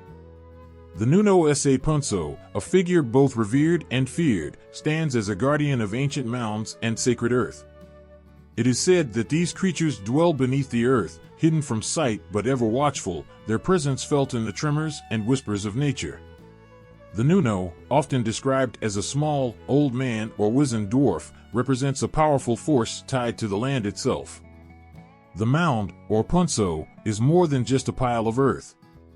It is considered sacred, a place where the veil between the living and the supernatural thins. The Nuno Sa Punso is believed to be the protector of these mounds, ensuring that the natural world remains undisturbed and balanced. Encroaching on their territory, whether by digging or building, is said to anger these guardians, bringing misfortune or illness as punishment. In one tale from the rural heartlands, a family who had been struggling to build their new home on a plot of land experienced a series of inexplicable setbacks. Tools broke, materials went missing, and workers fell ill. It wasn't until a wise elder suggested they might be disturbing a Nuno Sa Punso that the family realized their mistake. They performed a ritual to appease the spirit, offering food and a heartfelt apology. Miraculously, the problem ceased, and the construction proceeded smoothly. The family learned to respect the ancient guardian, forever cautious of the unseen forces that protect the land. Another poignant story tells of a farmer who, after years of toil, found a rich vein of gold in a mound on his property. Overwhelmed by greed, he began digging relentlessly, disregarding the warnings of the local elders. Soon after, the farmer was plagued by a series of disasters. His crops withered, his livestock fell ill, and he faced personal misfortunes. Desperate, he sought the help of a shaman who revealed that the Nuno Sa Punso had been angered. The shaman performed a cleansing ritual, restoring balance and begging for forgiveness. The farmer, now humbled, learned to honor the guardians of the earth, treating the mounds with the respect they demanded. These stories are more than mere legends, they are woven into the fabric of Filipino cultural respect for nature. The Nuno Sa Punso embodies the idea that the land is sacred and that every action we take must be mindful of the unseen forces that protect it. This respect extends to the way people interact with their environment, acknowledging that the natural world is not just a resource but a living entity deserving of reverence. The Nuno Sa Punso also reflects broader themes of harmony and balance. In Filipino folklore, nature is not a backdrop for human activity but an integral part of existence, with its own spirits and guardians. The Nuno represents the idea that humans must coexist with nature, not merely exploit it. The encounters with the Nuno serve as a reminder of the delicate relationship between people and the land, urging respect and caution. The eerie tales and rituals surrounding the Nuno Sa Punso evoke a profound sense of the supernatural. They remind us that even in our modern world, ancient beliefs about the natural world persist, shaping our understanding of how we should interact with the environment. The guardian of the mound is a powerful symbol of the respect that must be shown to the land, an enduring figure whose presence reminds us of the deep connection between nature and the supernatural. These stories, filled with both fear and reverence, resonate with anyone who has ever felt the awe of nature's power. The Nuno Sa Punso, with its silent vigilance and ancient authority, stands as a testament to the enduring belief in the sacredness of the earth and the spirits that guard it. In the dead of night, when the world is cloaked in darkness, a terrifying figure prowls through the shadows. The Manananggal, a creature of Filipino legend, is no ordinary monster. It is a disembodied head that flies through the night, searching for its next victim. The sight of its floating, bloodthirsty face is enough to chill anyone to the core. The Manananggal is not just a mere figment of imagination, but a deeply feared entity rooted in Filipino folklore. By day, it may appear as a normal person, but as night falls, the transformation begins. The Manananggal's body separates from its head, leaving the head to soar through the night with a pair of bat-like wings. The head is often described as having long, flowing hair and a ghastly, gaping mouth, from which it emits an eerie, blood-curdling wail. The sight alone can freeze the blood of even the bravest soul. One chilling tale speaks of a village plagued by a series of mysterious disappearances. People would vanish without a trace, only to be found later, lifeless and drained of blood. The villagers lived in constant fear, whispering of the Manananggal's nightly hunts. It was said that the creature was drawn to pregnant women, seeking to feast on the blood of the unborn child. The terror was palpable as families took extraordinary measures to protect themselves, from spreading garlic and salt around their homes to placing sharp objects like broken glass under their beds to deter the flying head. In another harrowing story, a young woman who had recently moved to a remote village became the target of a Manananggal. Despite her attempts to live quietly and avoid drawing attention, she found herself waking up to the sound of something scratching at her windows and the eerie, unsettling feeling of being watched. Desperate for safety, she sought the help of an old woman, known in the village for her knowledge of ancient protective spells. The old woman performed a ritual to shield the house, using sacred herbs and charms to create a barrier that would keep the Manananggal at bay. The woman lived in constant vigilance, her nights filled with dread, but the protective measures offered some comfort. The Manananggal also carries significant cultural weight, symbolizing fears that extend beyond mere horror. It represents the dread of the unknown and the vulnerability of the human condition. The terrifying aspect of the Manananggal lies not just in its grotesque appearance, but in its very nature as a predatory spirit that thrives on the fear and suffering of others. Its presence in folklore serves as a stark reminder of the fragile line between the living and the supernatural.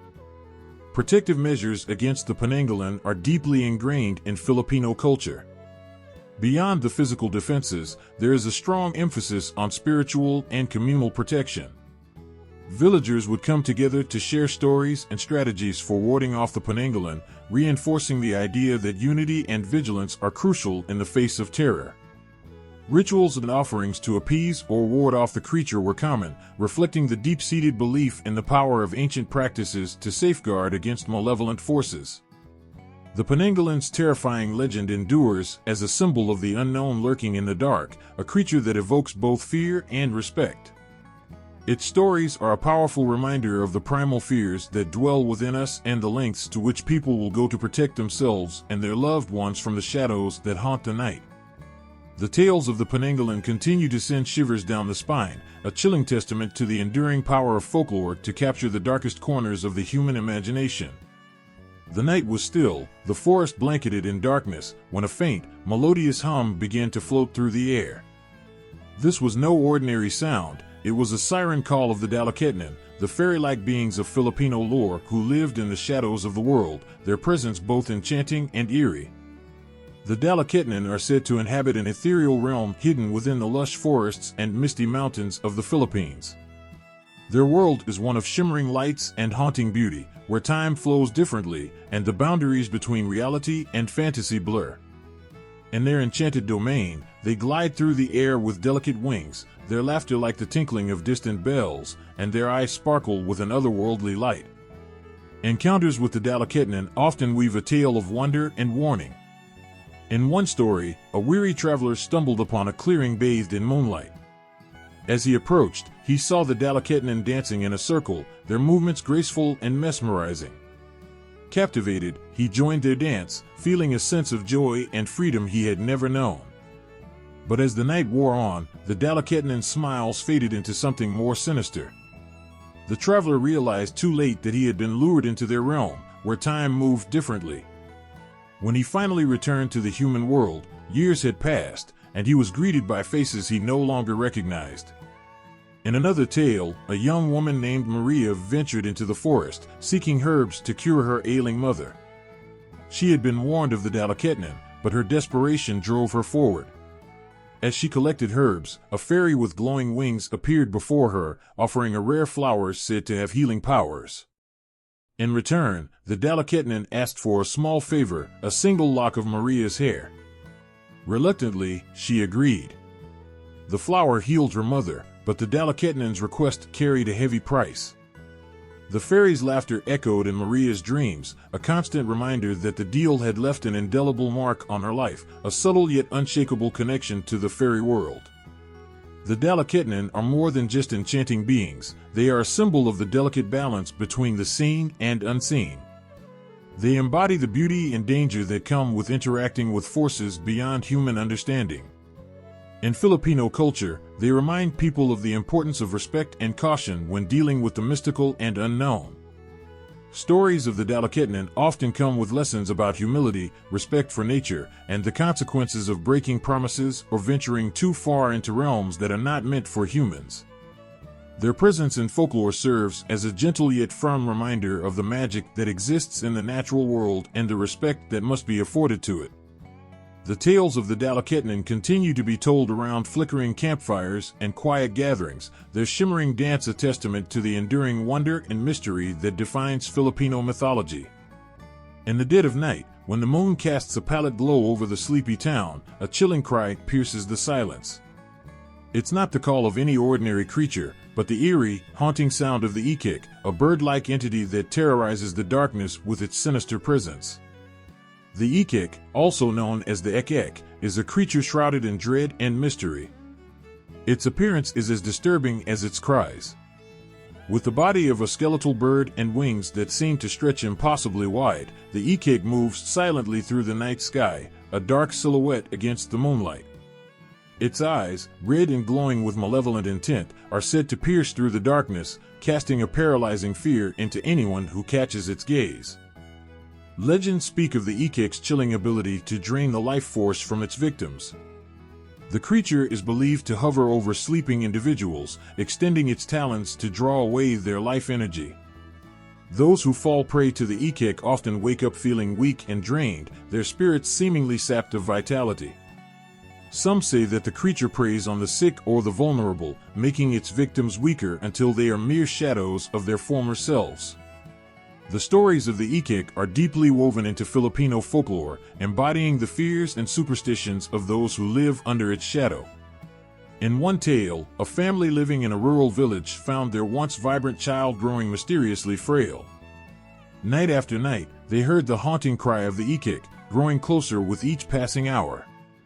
Despite their desperate attempts to protect their child with charms and prayers, the ikik's presence grew stronger, and the child's condition worsened. It wasn't until a brave elder performed a ritual to ward off the creature that the child's health began to improve, but the memory of the ikik's terror lingered like a dark cloud over the family. Another chilling story tells of a group of friends who camped in the woods, unaware of the ikik's sinister reputation. As they shared stories around the fire, one of them, curious and bold, ventured into the forest to investigate a strange noise. The darkness seemed to swallow him as he disappeared into the woods, only to return hours later, disoriented and with a pallor that spoke of fear. That night, his friends heard the mournful cry of the ikik echo through the trees. The next morning, their friend was found collapsed, his strength mysteriously drained, and his once bright eyes now dull and lifeless. The folklore surrounding the ikik serves as a grim reminder of the supernatural forces that lurk just beyond the veil of the ordinary. It reflects the deep-seated fears of losing one's vitality and the helplessness felt when facing an unseen enemy. The ikik embodies the dread of the unknown, of something so powerful and malevolent that it can invade the safety of one's home and steal away the very essence of life. The Ikek's presence in Filipino lore is not merely a tale of terror but a reflection of cultural anxieties and the need to confront the darkness that lies hidden in the world. Its stories are passed down through generations, a haunting legacy that reminds people of the fragility of life and the need for vigilance against the forces that seek to consume it. Underneath the cloak of night, when shadows dance and whispers turn to chills, there lies an ancient fear, the power of the Mangkukulam. Known as the Filipino witch, the Mangkukulam wields a dark influence that can twist fate and invoke terror. The Mangkukulam is not just a figure from tales, but a presence that sends shivers down the spine. With an eerie command over curses and spells, this witch is said to invoke pain and misfortune with just a few murmured words and a flick of her hand. In the silent corners of a village, her name is spoken in hushed tones, for it is believed that invoking her could lead to unbearable suffering. Her abilities are shrouded in fear. It is said she can curse individuals, causing sickness and misfortune. The Mangkukulam's spells are not always visible. They often manifest as sudden, inexplicable illnesses or unexplainable accidents. Victims may find themselves plagued by mysterious ailments, their health deteriorating without reason. The villagers speak of people who have been struck down by misfortune, only to discover that a Mangkukulam's curse was behind their suffering. Stories of the Mangkukulam's power are both feared and revered. In one harrowing tale, a farmer's crops were withering under the scorching sun, and despite his best efforts, no remedy seemed to help. Desperate, he sought the counsel of a wise old woman who revealed that a rival had enlisted the aid of a Mangkukulam to ensure his failure. The farmer, tormented by the idea, sought out the witch to plead for mercy, but the damage was already done. His plight was a stark reminder of how the Mangkukulam's influence could bring ruin to even the most devoted worker. In another chilling account, a young woman's life was turned upside down when a Mangkukulam's curse led to a series of tragic events. Her fiancé, once vibrant and full of life, fell ill with a mysterious fever that no healer could cure. As her despair deepened, she discovered that the witch had targeted her family, driven by jealousy and spite. The woman's story became a tale of sorrow and warning, illustrating the profound and terrifying power of the Mangkukulam. The fear surrounding the Mangkukulam also stems from the belief in her ability to manipulate fate. Those who encounter her often feel an overwhelming sense of dread, believing that their lives are at her mercy. Her presence is a dark cloud over the community, a force that can transform ordinary life into a nightmare. The reverence and fear of the Mangkukulam reflect a deep-seated belief in the power of the supernatural and the fragility of human existence. In Filipino culture, where the line between the spiritual and physical worlds is thin, the Mangkukulam embodies the very essence of this fear. Her role as a witch is not just a source of terror, but also a symbol of the unpredictable nature of fate and the haunting presence of forces beyond understanding. Thus, the Mangkukulam stands as a figure of profound influence and fear, a reminder of the delicate balance between the seen and unseen worlds. Her stories are woven into the fabric of Filipino lore, carrying with them a chilling legacy of power and mystery that leaves an indelible mark on the hearts of those who hear them. In the heart of darkness, where shadows twist and flicker, there exists a being of unparalleled dread, the master of the Sigbin, the Sigbanan. This figure commands the Sigbin, a creature already feared for its ghastly appearance and malevolent ways. The Sigbanan wields power that transcends mere folklore, wielding a control over dark forces that makes even the bravest tremble. The Sigbanan is often described in whispers, spoken of with a mixture of awe and terror. Unlike the Sigbin, which is a grotesque, vampiric creature with long limbs and a taste for blood, the Sigbanan is shrouded in an aura of cold authority. This master is said to possess an otherworldly control over the Sigbin, directing its sinister actions with a single thought or gesture. The Sigbanan is more than just a figure of myth, it embodies the darkest elements of fear and domination. Described as a dark sorcerer or witch, the Sigbanan's abilities extend far beyond simple curses or hexes. It is believed that this master can harness the powers of the Sigbin to cause widespread harm. Through rituals and incantations, the Sigbanan commands the Sigbin to perform acts of terror, from stalking and attacking victims to spreading disease and misfortune. The Sigbanen's control is so profound that even the most powerful Sigban appears helpless in their presence, bound to the will of their dark master. Stories of the Sigbanen are both chilling and heart-wrenching. In one tale, a small village was plagued by the sudden appearance of sickening, ghastly creatures that roamed at night. As the village fell into chaos, people whispered that the Sigbanen was behind their suffering. The Sigbanen, it was said, used the Sigban to torment the villagers, exacting revenge for an ancient wrong. The villagers, desperate and fearful, could only pray for deliverance as the Sigbanen's shadow loomed over their lives. Another story tells of a young woman who, in her quest to uncover the truth behind a series of mysterious disappearances, came face to face with the Sigbanen. Her investigation led her to a dark, foreboding forest where she discovered the Sigbanen performing a ritual to summon the Sigban. The woman's horror was palpable as she witnessed the Dark Master command the Sigban to bring forth an unimaginable terror. Her struggle to escape the grip of the Sigbanen's control became a tale of bravery and desperation, etched into the collective memory of those who heard her story. The fear and reverence for the Sigbanen stem from the belief in their absolute control and the destruction they can unleash. To encounter the Sigbanen is to face a force of darkness so profound that it makes the heart race and the skin crawl. The Sigbanen's mastery over the Sigban is not just a source of fear, but a symbol of the deepest anxieties about power and control. The Master's presence is a chilling reminder of how the balance between good and evil can be so easily tipped by unseen forces. Through these chilling tales, the Sigbanen emerges not only as a creature of fear but as a dark force with an undeniable impact on the world.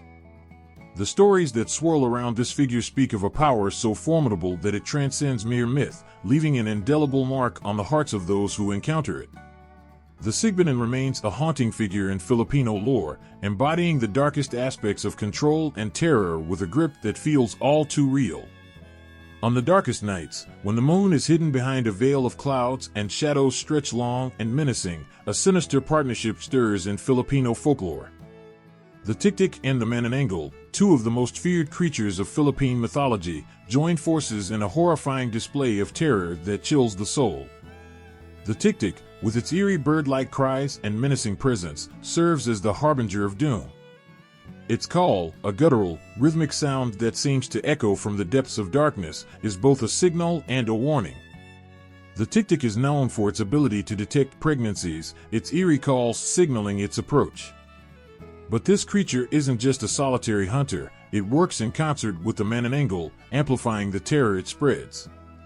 The Manananggal, with its grotesque, vampiric form, is a horrifying sight. By day, it appears as a normal woman, but when night falls, it transforms into a ghastly entity. Its upper body detaches from its lower half, allowing it to fly through the air with an unnerving grace. As it soars silently, its long, prehensile tongue seeks out its prey, often targeting the unborn or the unsuspecting. In this dreadful partnership, the Tiktik and the Manananggal coordinate their efforts with chilling precision. The Tiktik's cries signal the presence of the Manananggal, guiding it to its victims. The cries of the Tiktik can be heard in the distance, a dreadful sound that warns of the approaching danger. This eerie harmony between the two creatures intensifies the terror, creating a sense of dread that permeates the night. One haunting tale tells of a rural village plagued by the unholy duo. The Tiktik's cries became a nightly soundtrack to the villagers' fear, and the Manananggal's attacks were relentless. The village was enveloped in a cloud of despair as women in advanced stages of pregnancy mysteriously fell ill or disappeared. The Tiktik's cries, always at the edge of hearing, signaled the approach of the Manananggal. The villagers, powerless against this horrifying duo, could only pray for the dawn to break and drive away their terror. In another chilling story, a young woman became the center of the Manananggal's sinister focus. The Tiktik's cries marked the approach of the Manananggal, which sought to claim the unborn child she carried. Desperate and terrified, the woman sought refuge in a fortified home, but the Manananggal's relentless pursuit, guided by the Tiktik, brought her to the brink of despair. The night was a long, agonizing struggle against the combined forces of these nightmarish creatures. Her harrowing ordeal became a tale of courage and fear, illustrating the profound impact of the Tiktik and the Manananggal's deadly partnership. The terror these creatures invoke is more than just the sum of their parts. The Tiktik and the Manananggal work together to strike fear into the hearts of those who hear their tales. Their partnership is a reminder of the depths of horror that folklore can conjure, a chilling testament to the power of storytelling in shaping our deepest fears. The Tiktik's cries and the Manananggal's ghastly form are a haunting duo, their combined terror creating a legacy of fear that continues to resonate through the ages. Through their eerie cooperation, the Tiktik and the Manananggal etch themselves into the annals of Filipino myth as symbols of a darkness that lurks just beyond the edge of the known world.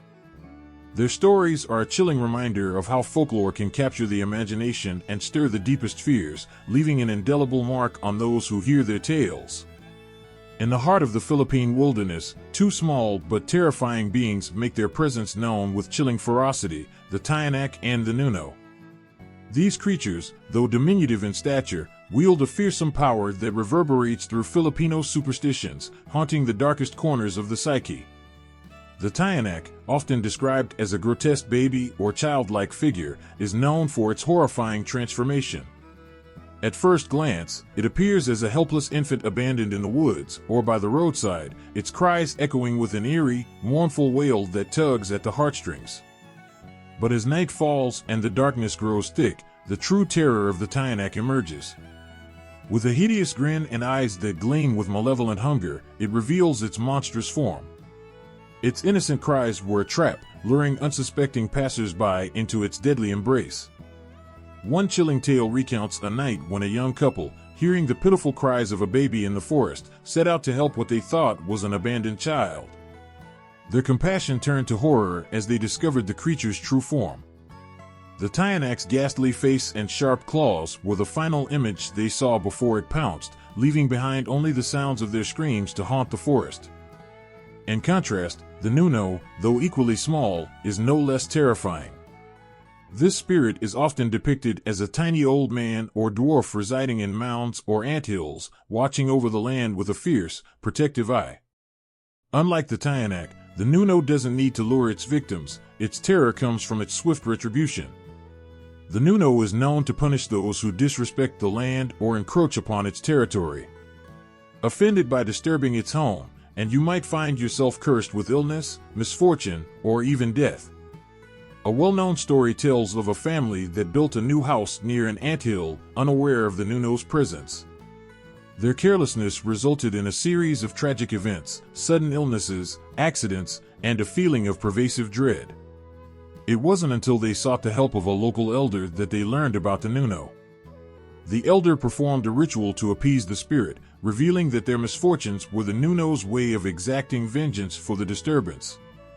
Both the Tiyanak and the Nuno wield their fearsome power in ways that reflect their roles in Filipino superstition. The Tiyanak embodies the terror of deception and the fear of innocence turned monstrous. Its story serves as a warning against unwarranted sympathy and the dangers lurking behind appearances. The Nuno, on the other hand, represents the ancient respect for the natural world and the consequences of disregarding it. The Nuno's vengeance is a reminder of the sacredness of nature and the importance of living in harmony with it. Despite their size, these creatures wield immense influence over the fears and beliefs of those who live near their domains. The Tiyanak and the Nuno are small in stature but enormous in impact, their stories weaving a tapestry of terror and reverence that underscores the deep-seated fears of the unknown and the consequences of disrupting the natural order. Their chilling tales continue to be passed down through generations, ensuring that their legacy of fear remains as potent as ever. In the heart of Filipino folklore, a timeless clash between the forces of good and evil unfolds with the Diwata and the Mambabarang. This epic struggle embodies a battle not just between supernatural beings, but between light and darkness, mercy and malevolence. The Diwata, revered as nature spirits and guardians, embody benevolence and harmony. These ethereal beings are said to dwell in the natural world, from the deepest forests to the highest mountains. Their presence is often marked by the vibrant beauty of nature, and they are seen as protectors of the land and its creatures. The Diwata's role is to nurture and safeguard, using their powers to heal and bless those who respect the natural order. Yet, in the shadows lurks the Mambabarang, a figure cloaked in malevolence and dread. This dark sorcerer wields the art of Barong, a form of dark magic that inflicts suffering and misfortune. The Mambabarang's curses are feared for their insidious ability to cause harm from a distance, making them a source of nightmares and whispered warnings. The clash between these two forces is more than just a supernatural skirmish, it's a reflection of the eternal struggle between light and darkness within the human soul. One story tells of a village plagued by an unseen sickness, a curse laid upon them by a vengeful Mambabarang. As the villagers fell ill, their hope dwindled, and fear spread through their hearts like wildfire. It was the Dewata who intervened, using their ancient wisdom and healing powers to counteract the curse.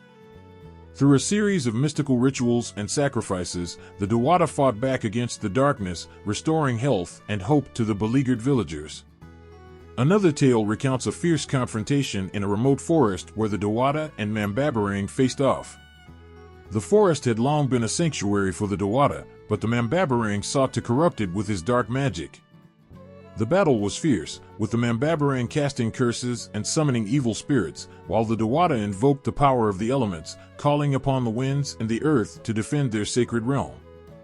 The ground shook, and the skies roared with their clash, a dramatic display of the cosmic balance between good and evil. The cultural significance of this eternal battle is profound. It mirrors the struggles within every individual, a reminder of the choices one must make between light and darkness. The Dewata symbolized the virtues of compassion, respect for nature, and the healing power of good. In contrast, the Mambabarang represents the destructive force of malevolence and the consequences of harboring ill will. Communities tell these stories not just as warnings, but as moral lessons. They emphasize the importance of living harmoniously with nature and each other, reinforcing the idea that good must always stand firm against the encroaching shadows of evil. The tales of the Dewata and the Mambabarang are a testament to the enduring belief in the power of good to overcome evil, a belief that continues to shape the cultural and spiritual fabric of Filipino society. In the quiet of the night, when the wind rustles through the trees and the shadows lengthen, the struggle between the Dewata and the Mambabarang lingers in the air. Their eternal battle is a reminder that light and darkness are in constant interplay, and that the forces of good must remain vigilant and resilient in their quest to preserve balance and harmony. On moonlit nights, when the world is cloaked in silence and shadows dance eerily, Filipino folklore comes alive with the fearsome presence of female spirits that haunt the darkest corners of the imagination.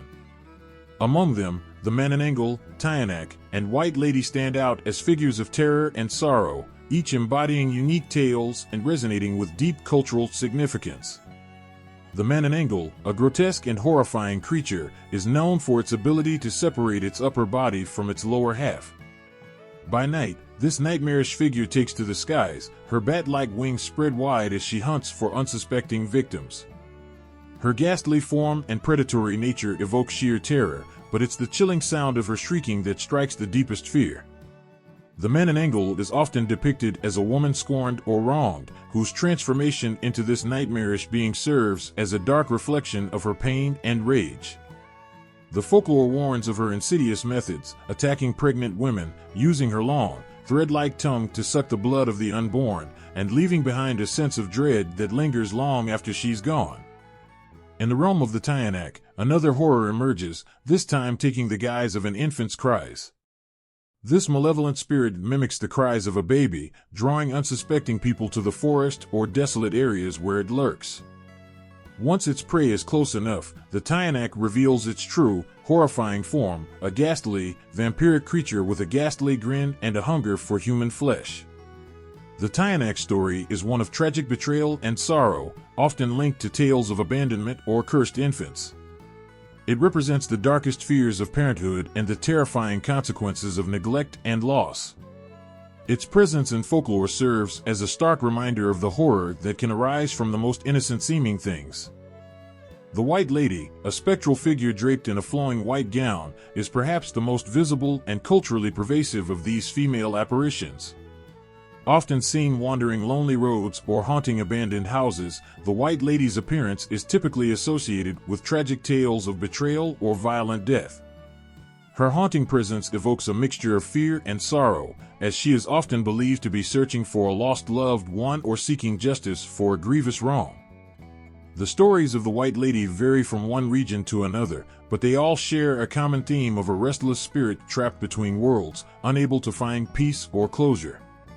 These female figures, Manananggal, Tiyanak, and White Lady, are not merely sources of fright but deeply woven into the cultural tapestry of the Philippines. They represent more than just supernatural threats. They embody profound themes of loss, betrayal, and the consequences of unresolved pain. Through their stories, they highlight the fears and anxieties that haunt the human experience, serving as both warnings and reflections of societal values and beliefs. The impact of these spirits on Filipino culture is significant. They are not only tales told to frighten children or warn of danger, but are also woven into the moral and social fabric of communities. The fear of the Manananggal serves as a cautionary tale about the consequences of vengeance and betrayal. The Tiyanak warns of the dangers of neglect and the importance of care for the most vulnerable. The White Lady embodies the pain of unresolved grievances and the need for justice and closure. In the end, these fearsome female figures do more than haunt the imagination. They challenge us to confront our deepest fears and to grapple with the shadows that dwell within and around us. They remind us of the power of stories to shape our understanding of the world and of the unspoken truths that linger in the dark corners of our hearts. Under the cloak of night, when shadows stretch and the air grows thick with unease, Filipino folklore tells of creatures that defy the limits of reality and bend their forms to their will. The Tikbalang, Sigbin, and Panangalan are masters of transformation, their shape-shifting abilities making them both enigmatic and terrifying. The Tikbalang, a creature of twisted limbs and horse-like features, is notorious for its shape-shifting prowess. With its elongated limbs and eerie, horse-like head, it can blend into the shadows of the forest or take on the appearance of a lost traveler. This shape-shifting ability is more than just a trick, it's a means to lead unsuspecting wanderers astray. Those who encounter a Tikbalang might find themselves lost in familiar places, their paths turning against them as if guided by some unseen force. The fear it instills comes from its power to manipulate reality, making one question what is real and what is not.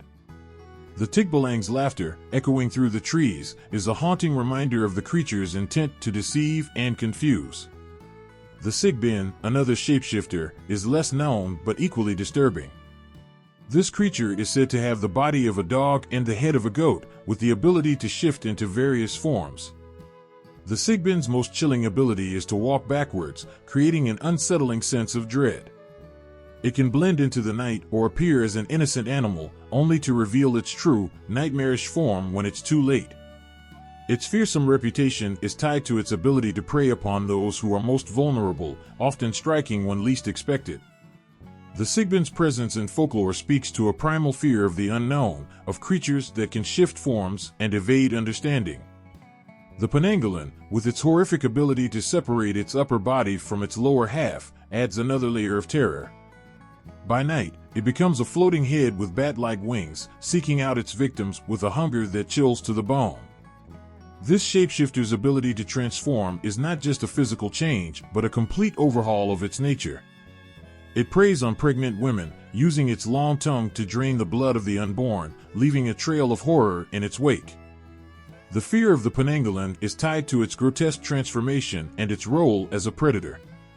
The idea of a floating head, searching for victims, is a nightmarish vision that embodies the deepest fears of being hunted by something both familiar and wholly alien. The stories of these shapeshifters are more than mere tales of terror. They reflect the profound fear of the unknown and the boundaries between reality and illusion. Each of these creatures represents a different facet of this fear, whether it's the Tikbalang's ability to manipulate paths and perceptions, the Sigbin's unsettling ability to walk backwards and hide in plain sight, or the Panangalan's grotesque transformation into a floating head. In Filipino folklore, the Tikbalang, Sigbin, and Panangalan serve as reminders of the darker corners of the human psyche. They challenge our understanding of reality and test our courage in the face of the unknown. Their shape-shifting abilities are not just physical transformations, but metaphors for the fears and uncertainties that lurk just beyond the edges of the familiar. The fear they evoke is not only of being deceived or hunted, but of confronting the terrifying possibility that the world may be far more unpredictable and dangerous than we can imagine. In the heart of the Filipino wilderness, where the canopy of ancient trees whispers secrets and the underbrush hides untold mysteries, three guardians watch over the land with a mix of benevolence and fury. The Kapre, Nuno, and Batabat are not mere mythological figures, but powerful beings whose presence embodies the intricate relationship between humans and nature. The Kapre is a giant of the forest, a towering figure shrouded in smoke and the scent of tobacco. With its massive frame and deep-set eyes that glow like embers in the dark, the Kapre is both a protector and a warning. Its tree-dwelling abode is often marked by a foul odor and an eerie silence that can transform into a thunderous roar if its domain is threatened. Stories tell of people who, having ventured too close to its lair, found themselves lost or trapped in an endless maze of trees. The Kapre's anger is fierce, driven by a desire to protect the forest from those who would harm it. Yet, it is not always malevolent. Respectful offerings and sincere apologies can appease its wrath, leading to tales of people finding their way home or receiving unexpected aid after showing proper respect. The Nuno, also known as the dwarf or gnome, is a guardian of mounds and natural spaces. This small, elusive creature is believed to live beneath the earth, residing in hills or old trees. Its presence is often signified by a sudden chill or the whisper of the wind, and it is known to guard its territory fiercely. Disturbing its home without permission is said to invite misfortune or illness. Folklore is filled with stories of people who accidentally angered a Nuno by digging near its dwelling or cutting down its tree, only to face a series of misfortunes or illness. Yet, when approached with respect and offerings, the Nuno is believed to bestow blessings or protection, showcasing its dual nature as both a keeper of justice and a provider of favor. The Batabat, a spirit bound to ancient trees, is another formidable guardian. Known for its fearsome appearance, with a grotesque face and an aura of suffocating dread, the Batabat is often depicted as a malevolent entity that preys on those who disrespect the forest. It is said to have the power to curse or bring nightmares to those who disturb its sacred grove. In stories, individuals who built homes or cleared land without regard for the Batabat's domain would find themselves haunted by nightmarish visions or inexplicable misfortunes. The Batabat's wrath is severe, reflecting its role as a fierce protector of the land's sanctity. Together, these guardians form a complex tapestry of nature's protectors in Filipino folklore. They embody the profound respect and fear that people have for the natural world. The Kapre's towering presence, the Nuno's mysterious subterranean realm, and the Batabat's suffocating rage all serve as reminders of the delicate balance between human activity and nature. The stories and legends surrounding these beings underscore the cultural significance of respecting the environment and the spiritual entities believed to dwell within it. The Kapre, Nuno, and Batabat are not just figures of fear, but symbols of the deep connection between humans and the natural world. They represent the consequences of disrupting nature and the rewards of honoring it. Their stories are woven into the cultural fabric of the Philippines, illustrating the reverence and caution that guide human interaction with the environment. Through these tales, the guardians of the land remind us of the importance of respect, the weight of our actions, and the ever-present need to honor the natural world that sustains and surrounds us. In the darkest corners of Filipino folklore, where shadows dance with the whispers of the past, the undead lurk in the periphery of human fear and superstition. The Aswang, Manananggal, and Multo are not mere myths, but manifestations of the primal terror of death's defiance, each embodying a unique aspect of what it means to be a creature of the night. The Aswang is perhaps the most feared of these beings, a monstrous entity that shifts between forms to strike terror into the hearts of the living. This creature is notorious for its ability to transform into various shapes, from a beautiful woman in the day to a horrifying monster by night. It preys on the vulnerable, its hunger for human flesh and blood driving it to horrific acts. Stories speak of Aswangs lurking near villages, their presence revealed by a chilling silence or the sudden appearance of unsettling sounds. Families would lock their doors and shutter their windows as night fell, aware that the Aswang's insidious nature meant that no one was truly safe. The tales of Aswang attacks are not just stories but warnings, reflecting deep-seated fears of the unknown and the grotesque. The Manananggal is a different kind of horror, an undead creature that rises from the grave to haunt the living. Described as skeletal and ghastly, the Amalahig is driven by a relentless hunger for the living, seeking to consume the flesh of those who cross its path.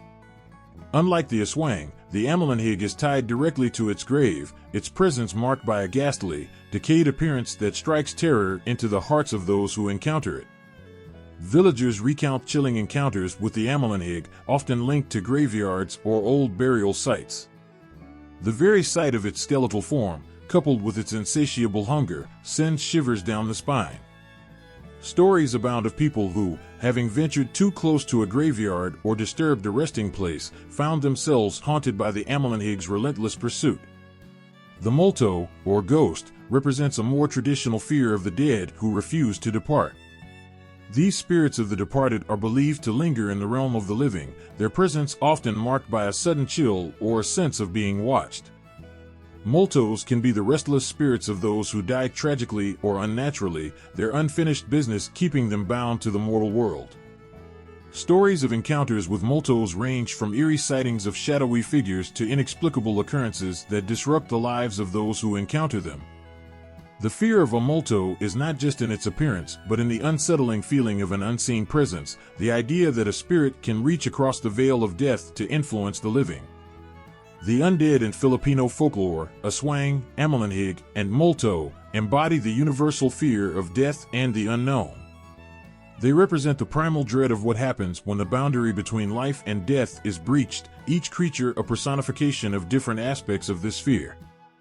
The Aswang's shape-shifting horror, the Amalahig's ghastly return from the grave, and the Multo's restless haunting all converge on a single point, the fear of death and the dread of what might lie beyond.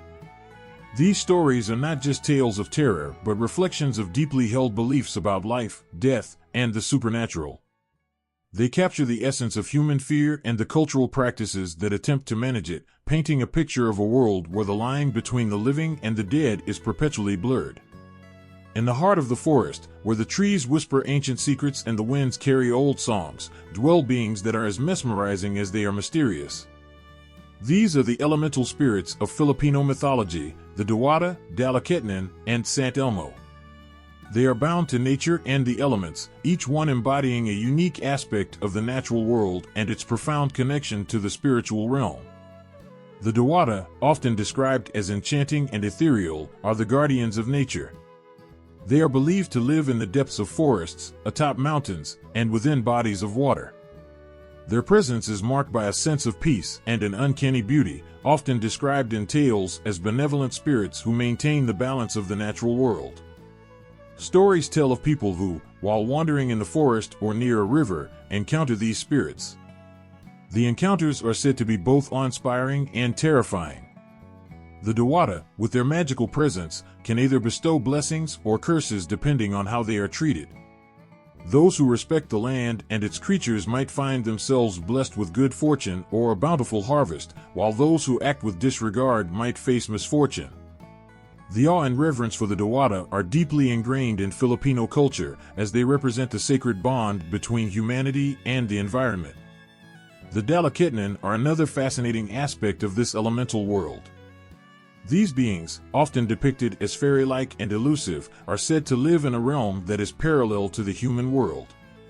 They are believed to possess the power to manipulate elements and can influence the weather and seasons. The Dalaketnan are known for their beauty and grace, but their interactions with humans are fraught with danger. Stories of encounters with the Dalaketnan often involve individuals stumbling upon their hidden realms, only to be enchanted or trapped by their otherworldly charms.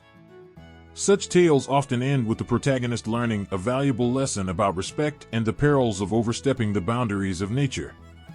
Then there is the Sant Elmo, a mysterious fire spirit associated with unexplained lights and phenomena. Known as the St. Elmo's fire in local lore, the Sant Elmo appears as eerie lights flickering in the darkness, often seen by travelers on stormy nights or in the remote corners of the countryside. The Sant Elmo's lights are believed to guide lost souls or warn of impending danger. However, encountering these flickering flames can also signify a bad omen or a supernatural presence. The Sant Elmo is both a guide and a trickster, its role in folklore reflecting the duality of the natural forces it embodies, both guiding and haunting, nurturing and destructive. The stories of the Dawada, Dalaketnan, and Sant Elmo weave a rich tapestry of reverence and fear, highlighting humanity's deep connection to the natural world. Each spirit embodies a facet of nature's power, teaching respect through their interactions and the legends that surround them. Their roles in Filipino mythology are not merely tales of wonder, but are integral to understanding how people relate to the world around them. The elemental spirits remind us of the delicate balance between the seen and unseen, the mortal and the divine. They are a testament to the enduring belief that nature is alive with unseen forces, guiding and shaping the lives of those who walk its paths. In the shroud of night, where shadows stretch and silence grows heavy, Filipino folklore whispers of creatures that embody the deepest fears of the dark. The Sigbin, Ikik, and Tiktik are nocturnal beings that haunt the dark corners of the night, their presence evoking sheer terror in those who dare to cross their path. The Sigbin is a creature that defies the imagination with its nightmarish form. Described as a grotesque hybrid with the body of a goat and the legs of an insect, it skitters silently through the night, leaving a trail of dread in its wake. The Sigbin's most chilling trait is its ability to suck the blood from its victims, a gruesome twist that feeds its insatiable hunger for human life. Stories abound of people hearing eerie, distant cries or feeling an inexplicable chill just before the Sigbin strikes. Those who encounter this horror are often left weakened and in terror, haunted by the knowledge that the beast lurks just beyond the veil of darkness, waiting for the perfect moment to pounce. The Ikik is another harbinger of fear that prowls the night. Resembling a bird with a ghastly twist, the Ikik is said to have a shrieking cry that pierces the night air, spreading panic wherever it goes. This creature is infamous for its sinister habit of preying on the weak and vulnerable, particularly targeting pregnant women. Legends speak of the Ikik's distinctive call echoing through the night, a sound that sends shivers down the spine and foreshadows a grisly fate.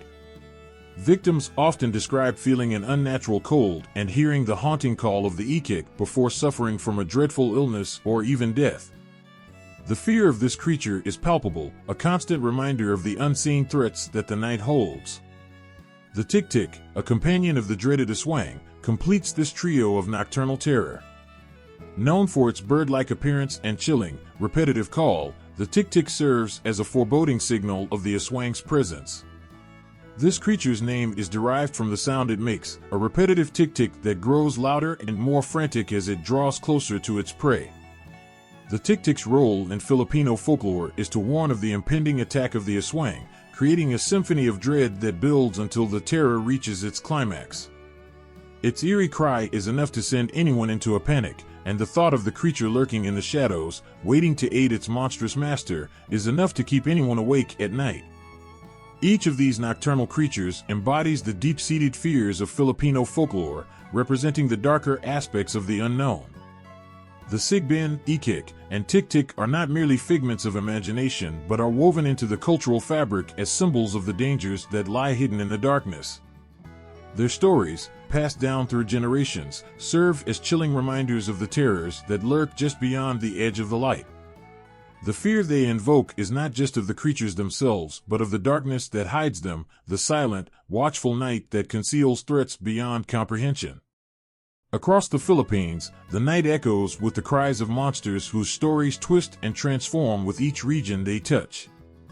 Filipino folklore, rich and varied, paints a vivid tapestry of fear, wonder, and superstition, revealing how the same terrifying creatures morph in different corners of the archipelago. In Luzon, the Aswang is a name that chills the spine, a monster known for its horrifying ability to shift between a ghastly creature and a seemingly ordinary person. But in the Visayan Islands, the Aswang morphs into something even more terrifying. Here, it becomes a shapeshifter with the ability to transform into a boar or a bird.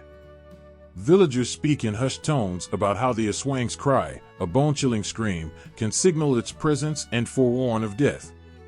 In contrast, the Batabat in the Ilocos region is a demonic spirit said to sit on people's chests, causing nightmares and suffocating the helpless. Each region's Aswang or Batabat adds layers of fear, adapting to local legends and beliefs, showing how folklore evolves and intensifies with each telling. Moving to the islands of the Visayas, the Sigbin becomes a creature with even darker characteristics. In these regions, the Sigbin is described as a creature that not only preys on the weak, but is also known to cause disease and misfortune. Villagers tell of a chilling ritual to ward off the Sigbin, involving specific chants and offerings. Stories of encounters with this creature paint a picture of horror that grips the heart, where the Sigbin's blood-curdling cry and shadowy form become symbols of deep-seated fears. Further south, in Mindanao, the Tiyanak takes on a different, haunting persona. While in Luzon, the Tiyanak is a childlike vampire that lures victims with its cries. In Mindanao, it's often depicted as a full-grown creature with the ability to mimic a baby's cry. Its malevolent tricks are said to lure travelers to their doom, exploiting their compassion to feed its dark hunger. Local folklore adds an extra layer of fear with tales of the Tiyanak's ability to transform into a monster that will exact vengeance on anyone who dares to cross its path. In the mountains of Cordillera, the Nuno Sa Punso, a spirit guardian of mounds, commands respect and fear in equal measure. The Nuno, a guardian spirit said to protect sacred grounds, varies significantly from the one found in other regions. Here, the Nuno is known to be quick to anger, punishing those who disturb its territory with severe retribution. Villagers recount tales of people who, after offending the Nuno, have experienced sudden illness or death, their stories serving as a chilling reminder of the consequences of disrespect. Meanwhile, in the Baikal region, the Kapre takes on a particularly daunting form. Described as a towering figure with a smoky aura, the Kapre is feared for its ability to make trees and forests its home. Locals believe it can cast illusions and hypnotize people, luring them into the forest where they become lost forever. Stories of encounters with the Kapre often involve brave souls who wander into the forest and never return, leaving behind only whispers of their final moments. Each regional variation of these monsters reveals the diversity and depth of Filipino folklore, demonstrating how these creatures adapt to local fears and beliefs. The monsters of the Philippines are not static entities, they evolve, taking on new characteristics and becoming symbols of regional anxieties. This rich tapestry of tales shows how cultural diversity shapes the folklore, with each story contributing to the larger, chilling narrative that binds the archipelago together in a shared, haunting heritage. In the dark corners of modern culture, the ancient monsters of Filipino folklore have shed their old skins and emerged in new, unsettling forms. Once confined to whispered tales around flickering campfires, these creatures now strut across the pages of novels, the screens of films, and the echoes of music. Their terrifying transformations reflect an age-old fear that refuses to fade, even as the world around them changes. The Aswang, once a creature of shadow and terror, has become a symbol of modern horror. No longer just a monstrous shapeshifter lurking in the countryside, the Aswang now prowls through city streets in films and television series. Its terrifying image, with its ghastly fangs and insatiable hunger, has been repurposed to reflect contemporary fears. Stories of the Aswang today weave through urban legends and pop culture, tapping into anxieties about the unknown lurking in the modern world. As it shifts from rural folklore to urban legend, the Aswang has become a mirror reflecting the darker fears of contemporary society. The Manananggal, the nightmarish creature that separates its upper body and grows bat-like wings, has similarly adapted to the modern era. In literature and film, it has been reinvented as a figure that embodies fears of disconnection and alienation. No longer just a legend whispered among elders, the Manananggal now flits through horror movies and novels, its grotesque image used to explore themes of isolation and the monstrous within.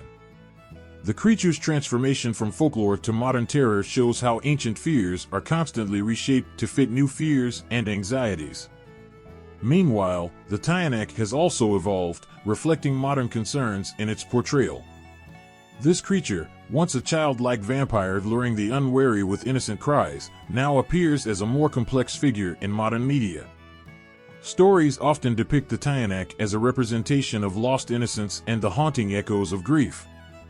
Its cries, once a tool for luring victims, now resonate with deeper, more poignant themes of loss and the fragility of life. The Tiyanak's journey from folklore to modern horror reveals how ancient fears are reinterpreted through the lens of contemporary struggles and emotional experiences.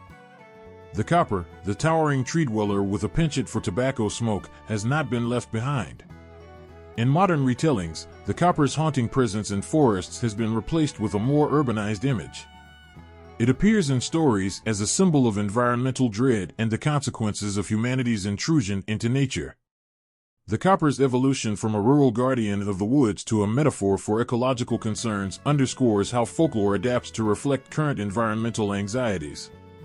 It's a reminder of how ancient beings can embody contemporary issues, even as they retain their fearsome allure. The Batabat, a spirit known for its suffocating presence, has also found new life in the modern world. Its depiction as a creature that sits upon the chest of its victims, causing nightmares and paralysis, has been used in modern media to explore themes of mental health and personal terror. The Batabat's transformation into a symbol of psychological fear illustrates how ancient monsters can evolve to mirror the complexities of modern life, capturing the haunting essence of personal and collective anxieties. As these creatures navigate the realms of modern culture, their stories continue to resonate deeply. Their adaptations reflect the ongoing relevance of Filipino mythology in a rapidly changing world. These monsters, once confined to the whispers of folklore, now thrive in the limelight of contemporary media, proving that the fears they represent are as enduring as ever. Their evolution from traditional tales to modern symbols of horror shows how folklore adapts, reflects, and endures, echoing the timeless human fascination with the unknown and the monstrous. The shadows of ancient Filipino monsters continue to dance through the heart of the archipelago, their eerie echoes shaping the cultural landscape in ways that are both profound and moving. Each monster, with its terrifying tales and chilling legends, remains a vital part of Filipino life. These creatures, born from the fears and beliefs of bygone eras, have carved their mark on the identity and soul of the nation. The Aswang, the Manananggal, the Tikbalang, each of these beings is more than a mere specter of horror. They are the living remnants of Filipino history and culture. Their stories have been passed down through generations, a testament to their powerful grip on the collective imagination. These monsters are more than just frightful tales, they are symbols of a time when the natural and supernatural worlds intertwined in the most intimate ways. Their enduring presence in folklore speaks to a cultural heritage that refuses to be forgotten. In every whispered story, every dramatic retelling, these monsters remind Filipinos of their roots. They serve as vessels of tradition, carrying with them the values, fears, and hopes of the past. The Aswang's insatiable hunger or the Manananggal's gruesome transformation into a nightmarish creature are not just about fear, they are about the values of vigilance and respect for the unknown. They remind people of the importance of family, community, and the natural world, teaching lessons that remain relevant across generations. The impact of these creatures extends beyond mere folklore. They are embedded in the fabric of Filipino culture, influencing everything from art to daily rituals. In villages and cities alike, tales of these monsters are recounted with reverence, their stories evolving yet remaining true to their roots. They serve as a bridge between past and present, linking modern life with the ancient traditions that shaped Filipino identity. Preserving and understanding these myths is crucial.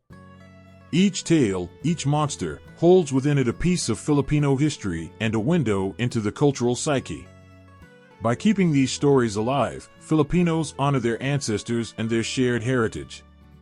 The monsters are not just relics of the past, they are living symbols of a cultural identity that endures despite the passage of time. They offer a way to connect with the past, to understand how earlier generations viewed the world, and to appreciate the richness of Filipino cultural heritage. The role of folklore in shaping identity cannot be overstated. These monsters are not just fearsome figures, they are reflections of the values, beliefs, and fears of those who created them. They help to define what it means to be Filipino, offering insights into a worldview that is as rich and complex as it is ancient. They remind us that identity is not a static thing but a living, breathing entity shaped by the stories we tell and the fears we face. In every tale of the Aswang, and every mention of the Kapre, there lies a connection to the very essence of Filipino culture.